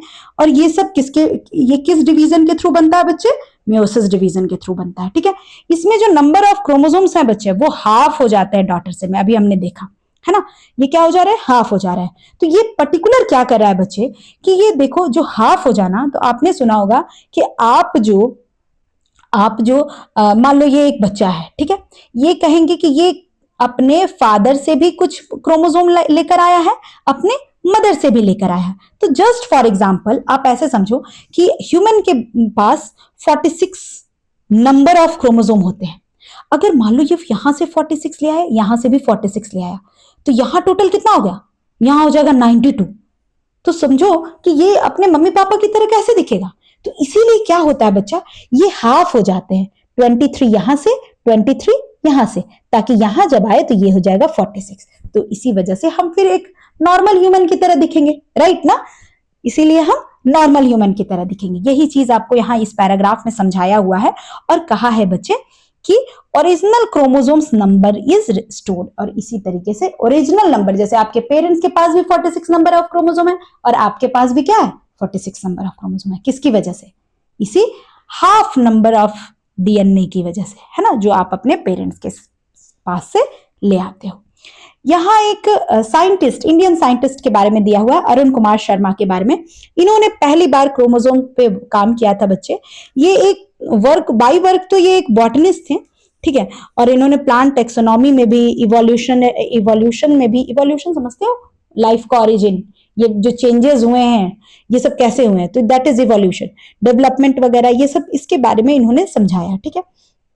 एक यूजफुल लैब मेथड को स्टडी किया और जो कि प्लांट्स के क्रोमोसोम्स में, और इन्होंने बहुत ही इनका अच्छा कंट्रीब्यूशन रहा बॉटनी में भी, और इन्हें ऑनर किया गया किसके थ्रू, शांति स्वरूप क्या है भटनागर अवार्ड के थ्रू क्या किया गया, ऑनर किया गया, और साथ ही साथ इन्हें पद्म भूषण भी दिया गया इनके काम पे। इन्होंने किस पे काम किया है बच्चे, क्रोमोसोम्स के स्ट्रक्चर पे। ठीक है, चलिए अब एक ब्रीज है बच्चा, आप देखोगे कि साइंस आपके, जैसे आप साइंस और सोशल साइंस पढ़ते हो ना, तो ये साइंस जो है ये सोशल साइंस से अलग नहीं है, दोनों इंटरडिसिप्लिनरी एक दूसरे से जुड़े हुए हैं। कैसे जुड़े हुए हैं बच्चा, तो जो साइंटिस्ट ने पाया कि ये जो to grow plants and animals and cell outside the body in a specific condition, जो हम करते हैं ग्रो करते हैं, इसे हम सेल कल्चर कहते हैं, राइट ना। जब हम किसी भी, आपने सेल कल्चर के बारे में अगर नहीं सुना है तो अच्छे से समझ लीजिए कि अगर हम जब लेबोरेटरी कंडीशन में एक सेल को डिवाइड करवा रहे हैं, ठीक है, तो उसे हम सेल के कल्चर, उसे हम सेल कल्चरिंग कहते हैं। ठीक है, इस प्रोसेस में क्या होता है कि ऑर्गेनिज्म को एक न्यूट्रिशन के रिच मीडियम में रखा जाता है और उसे ग्रो और मल्टीप्लाई होने के लिए कंडीशन प्रोवाइड किया जाता है। ठीक है, अब ऐसा कल्चर होता है कि ये सेफ हो, टेम्परेचर सही हो, ठीक है, एसिडिक और अल्कलाइन कंडीशन भी सही हो, मॉइस्चर प्रॉपर हो, ठीक है, और एक अच्छा सा कंडीशन दिया जाता है जिसमें सेल जो है वो क्या करे, ग्रो करे। ठीक है, और वो कैसे, स्टडी हाउ सेल वर्क्स, और ये सेल कल्चर हम करते क्यों हैं, ताकि हम सेल के वर्क को पढ़ सके, स्टडी कर सके। ठीक है, प्रोडक्शन ऑफ बायोकेमिकल्स, बायोकेमिकल्स का प्रोडक्शन कर सकें जो हमारे लिए यूजफुल हो, फूड वगैरह में भी, मेडिसिन वैक्सीन वगैरह वगैरह के लिए हम क्या करते हैं, सेल कल्चर करते हैं। तो आप समझ रहे हो कि हमें सेल पढ़ना क्यों है। अगर आपसे कोई पूछे कि आप सेल इतना क्यों पढ़ रहे हो, क्या जरूरत है आपको सेल पढ़ने में, ताकि आप भी कल ये फूड में जो इंप्रूवमेंट हो रहा है, बायोकेमिकल्स जो बन रहा है हमारे यूजफुल, हमारे मतलब यूजेस के लिए, है ना, मेडिसिन बन रहा है, ये सब कैसे होगा, जब आप सेल को प्रॉपर अच्छे से समझोगे तब तो ये सब कर पाओगे। तो ये हो गया सोसाइटी का साइंस के साथ लिंकेज। ठीक है, अब देखो बच्चा, ऐसे तो नॉर्मल हमें पता है कि सेल नॉर्मली डिवाइड कर रहा है, लेकिन अगर एरर आ गया डिवीजन में, मतलब माइटोसिस हो रहा है पर अगर अनकंट्रोल डिवीजन होने लगा तो क्या होगा। मान लो सेल को 2 बार डिवाइड होकर रुक जाना था, लेकिन यह अनकंट्रोल हो रहा है, मतलब डिवाइड होता ही जा रहा है, तो क्या बन जाएगा, मास ऑफ सेल हो जाएगा, और उसी मास ऑफ सेल को हम क्या कहते हैं, ट्यूमर कहते हैं, या फिर एबनॉर्मल नंबर ऑफ क्रोमोसोम्स हो जाएंगे सेल के बॉडी में। ठीक है, ये तो हुआ माइटोसिस के बारे में। मियोसिस में क्या होगा बच्चे, मियोसिस में हमने क्या पढ़ा कि सेल डिवाइड होता है और हाफ नंबर ऑफ क्रोमोसोम हो जाते हैं। तो बेसिकली इसमें जेनेटिक डिसऑर्डर जो भी देखने को मिलते हैं, मान लो पेरेंट्स से आ रहा था और उस हाफ न हो के कुछ ज्यादा या कम हो गया, तो जेनेटिक डिसऑर्डर्स हो सकते हैं। ठीक है, बात समझे। इसके साथ साथ कुछ और भी डेवलपमेंटल प्रॉब्लम्स हो सकते हैं, या फिर डिस्टिंक्टिव फिजिकल फीचर्स भी जो होते हैं बच्चा, जो बॉडी में देखने को मिलते हैं जो अलग अलग, वो भी किसकी वजह से होते हैं, मियोसिस की वजह से होते हैं। ठीक है, इसके अलावा अर्ली प्रेगनेंसी लॉस या फिर रिड्यूस फर्टिलिटी जैसे प्रॉब्लम्स भी देखने को मिल सकते हैं मियोसिस की वजह से। ठीक है, नेक्स्ट है हमारा cell theory, unifying principle of biology. इसका मतलब यूनिफाइंग मतलब एक जैसा, ये पूरे बायोलॉजी को एक जैसा बनाता है कौन, सेल का थ्योरी। ठीक है, 1838 में एक जर्मन बॉटनिस्ट है जिनका नाम है मैथियस क्लेडन, उन्होंने क्या किया बच्चा, ये सिडेन एंड स्वान नाम के 2 साइंटिस्ट, याद कर लो इसको, सिडेन एंड स्वान। ठीक है, तो 1838 में ये जो सिडेन है, उन्होंने प्लांट्स को ऑब्जर्व किया और एक रिपोर्ट तैयार कर दिया। 1839 में एक जूलॉजिस्ट, जर्मन जूलॉजिस्ट थियोडर स्वान, इन्होंने एनिमल्स पे स्टडी किया और उन्होंने बताया, इन दोनों ने बताया कि प्लांट जो है वो भी सेल से मिलकर बने हैं, एनिमल्स जो है वो भी सेल से मिलकर बने हैं। 1855 में, मतलब बहुत साल के बाद, एक और जर्मन साइंटिस्ट आए जिनका नाम था रुडोल्फ वर्चोव, इन्होंने सेल थ्योरी को थोड़ा और नया रूप देते हुए कुछ पॉइंट्स दिया। जो पहला पॉइंट था कि all living organisms are made up of 1 और मोर सेल, हर एक लिविंग ऑर्गेनिज्म एक या एक से ज्यादा सेल से मिलके बने हैं। The cell is the basic structure and functional unit of living organism. Cell जो है वो क्या है, बेसिक स्ट्रक्चर, या आपने पढ़ा है इसके बारे में क्लास 8 में भी, और अभी भी इतना पढ़ा, और क्या पढ़ा कि ये जो आपके पूरे शरीर में हो रहा है बच्चा, आपके शरीर में डाइजेशन हो रहा है, रेस्पिरेशन हो रहा है, एक्सक्रीशन हो रहा है, वो अकेला एक सेल भी करता है। तो ये क्या है, बेसिक स्ट्रक्चर है, बेसिक यूनिट है है ना, एक लिविंग ऑर्गेनिज्म का। All cells are arises from pre existing cell, this is very important. कोई भी जो सेल है वो बच्चा वो अपने आप नहीं बनता है, वो प्री एग्जिस्टिंग पहले से बने हुए सेल से मिलके बनता है, राइट ना। चलिए अब इसके बाद क्या है, ये सबके लिए कॉमन है, चाहे वो बैक्टीरिया हो चाहे ह्यूमन हो, सबके लिए ये सेम ही कंसेप्ट था, ठीक है। अब आपसे एक क्वेश्चन पूछ रहा है, क्वेश्चन पूछने से पहले यहाँ एक साइंटिस्ट के बारे में दिया हुआ है बच्चा, गॉटलिब क्या है, हैबरलैंथ। इन्होंने क्या कहा बच्चे, इन्होंने कहा, एक प्रपोज किया, एनी लिविंग प्लांट सेल, कोई भी लिविंग प्लांट सेल है जब वो फुल्ली मेच्योर हो जाता है तो उसमें परमानेंट टिश्यू बन जाते हैं, ठीक है। वो क्या करता है, वो अब वो develop into a complete plant, अब वो कंप्लीट प्लांट में डेवलप हो जाता है, ठीक है, अगर उसे सुटेबल न्यूट्रिशन या फेवरेबल कंडीशन प्रोवाइड किया जाए, ठीक है। तो इसके बारे में उन्होंने बताया कि उन्होंने कहा कि सेल प्लांट्स के पास इतनी एबिलिटी होती है कि वो different types of cell and also change them, वो बहुत सारे डिफरेंट टाइप्स ऑफ सेल्स बना सकते हैं और उसे चेंज भी कर सकते हैं, और इस पर्टिकुलर एबिलिटी को हम कहते हैं टोटिपोटेंसी, ठीक है। इनके आइडिया से हम एक नया ब्रांच बनाए जिसे हम प्लांट टिश्यू कल्चर या टेक्नोलॉजी कहते हैं। इस पर्टिकुलर प्रोसेस में होता क्या है बच्चे, इसको एक सिंपल लैंग्वेज में आप समझो कि आपने प्लांट सेल का कोई भी, प्लांट का कोई भी एक सेल ले लिया, उससे आप अगर favourable nutrition, favourable condition, suitable nutrition और सुटेबल टेम्परेचर वगैरह इन्वायरमेंट अगर प्रोवाइड करोगे तो वो कंप्लीटली एक प्लांट में डेवलप हो जाएगा। बात समझ में आई आपको, वो कंप्लीटली एक प्लांट में डेवलप हो जाएगा, ठीक है। इसी प्रोसेस को हम क्या कहते हैं, टोटिपोटेंसी। हर एक सेल के पास ये एबिलिटी है कि वो एक न्यू इंडिविजुअल प्लांट में डेवलप हो सके, और इसी एबिलिटी को हम कहते हैं टोटिपोटेंसी। चलो, do cell grows and reproduce for ever, क्या सेल हमेशा ग्रो करते ही रहेंगे या रिप्रोड्यूस करते ही रहेंगे, तो नहीं, दिस इज रॉन्ग, ऐसा नहीं है। ये बहुत ही कंट्रोल्ड वे में होता है बच्चे, ठीक है। और डेड सेल को नए सेल में रिप्लेस करना है ना। तो चलिए पढ़ते हैं इसके बारे में। कब सेल को पता चलेगा कि नहीं अब हमको रिप्रोड्यूस नहीं करना है, कब सेल को पता चलेगा कि नहीं अब हमें ग्रो नहीं करना है, ये कब पता चलेगा, तो सेल डिवाइड्स यूजुअली, मतलब सेल डिवीजन जो है ये जनरली रुकता है कब, जब वो दूसरे सेल के कांटेक्ट में आते हैं, मतलब अपने पड़ोसी सेल के कांटेक्ट में आते हैं तो वो क्या करते हैं, वो अपना सेल डिवीजन स्टॉप कर देते हैं, और इसे हम कहते हैं कांटेक्ट इनहिबिशन। इनहिबिशन मतलब रोकना, कांटेक्ट में आए तो रुक गए, क्लियर है कंसेप्ट। अब यही जब नहीं रुकेंगे बच्चा, तब क्या होगा, अनकंट्रोल्ड डिवाइडिंग होगा, तब क्या होगा, कैंसर सेल बन जाते हैं। ये जो कैंसर सेल होते हैं ना, वो कांटेक्ट इनहिबिशन के प्रोसेस को, एबिलिटी को लूज कर देते हैं और कैंसरस सेल में डेवलप हो जाते हैं, जिसमें क्या होता है, अनकंट्रोल्ड डिवीजन। अभी हमने पढ़ा ना, अनकंट्रोल्ड सेल डिवीजन होगा तो क्या होगा, ट्यूमर बन जाएगा, ठीक है। अब प्लांट सेल ग्रोज डिफरेंटली, लेकिन प्लांट सेल इस तरह से ग्रो नहीं करते हैं, उनके अंदर ये कांटेक्ट इनहिबिशन वाला प्रोसेस होता ही नहीं है, वो डिफरेंट पैटर्न फॉलो करते हैं ग्रोथ का, ठीक है। तो इवन दो सेल्स जो है वो बहुत ही छोटे हैं, हमने पढ़ा कि साइज में बहुत छोटे हैं, लेकिन वो एनर्जी प्रोड्यूस कर रहे हैं, वो सिंथेसाइज कर रहे हैं, सिक्रीट कर रहे हैं सब्सटेंसेस को, ठीक है।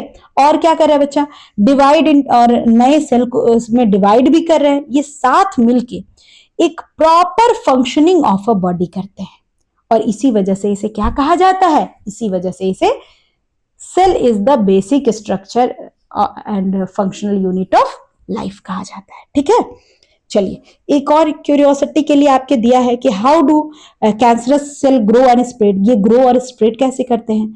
तो नॉर्मल तो सेल ग्रो करते हैं, एज होते हैं, बूढ़े होते हैं और मर जाते हैं, जो कि कंट्रोल वे में है, ठीक है।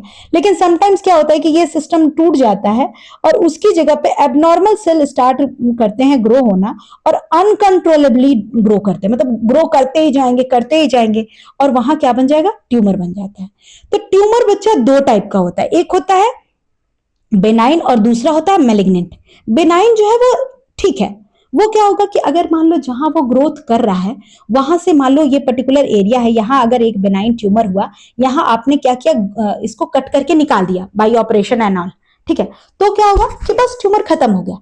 लेकिन मैलिग्नेंट में क्या होता है कि यहाँ के जो सेल्स है बच्चा, वो ब्लड के थ्रू एक जगह से दूसरी जगह पे चले जाते हैं। तो ये क्या करेगा कि डिफरेंट डिफरेंट जगह पे क्या करेगा, डिफरेंट पार्ट्स ऑफ बॉडी में ट्यूमर पैदा करने लगेगा, न्यू न्यू ट्यूमर बनाने लगेगा, जो कि क्या है, ये एक सीरियस प्रॉब्लम है।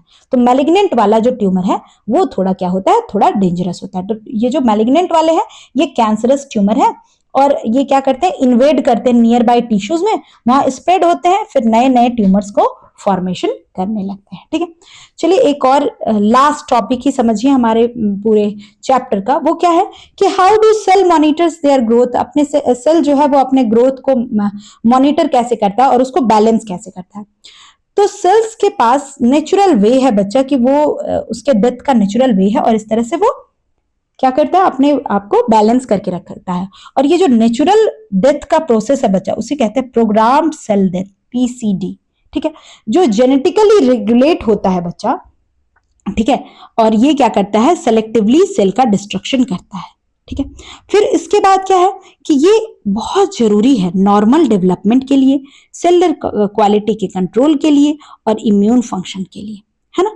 तो एम्ब्रियो डेवलप किया, ठीक है, पीसीडी उसको हेल्प किया किसमें, ताकि वो forms finger like eliminated cells like digits. अब without it we would have a webbed hand.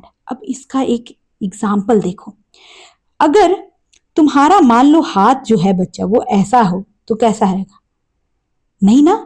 तो ये जो पीसीडी है, प्रोग्राम्ड सेल डेथ, इसी की वजह से आपका क्या होता है, ये फिंगर्स के बीच में आपका ये जो स्पेस है, ये किसकी वजह से है, ये क्या होता है कि PCD helps in fingers by eliminating cells between the digits. ये जो डिजिट्स के बीच में, ये फिंगर्स के बीच में ये जो स्पेस है बच्चा, ये किसकी वजह से, क्योंकि यहां सेल डेथ हो गया है ना, और इसकी वजह से हमारे फिंगर्स के बीच में स्पेस है। अदरवाइज हमारा हैंड कैसा होता, जैसे डक का हैंड देख रहे हो, इस टाइप का होता है, वैसा हैंड होता है ना। चलिए एक्सप्लोर, ऐसे ही चीजों को हम और एक्सप्लोर करेंगे, और सेल के बारे में पढ़ेंगे और समझेंगे कि सेल का क्या रोल है बच्चा। ठीक है, हमारे लिविंग ऑर्गेनिज्म के डिफरेंट फंक्शनिंग में क्या रोल है, ठीक है, ये जो लाइफ एग्जिस्ट कर रहा है इसमें क्या रोल है, और इसी तरह से हमारा ये चैप्टर क्या हो गया, एंड हो गया। And we will have that question answer session also in our next video. So soon I will be uploading all those question answers of in text question also, or the questions answer which is given in exercise also, soon I will be uploading. By that time, if you like the video, don't forget to like, comment your queries. If you are having any doubts regarding this particular topic which we have discussed, या फिर इस particular chapter से related कोई भी doubt है तो you can ask in comment. Don't forget to share with your friends, and if you haven't yet subscribed the channel, please subscribe for more updates and for more videos like this. Thank you.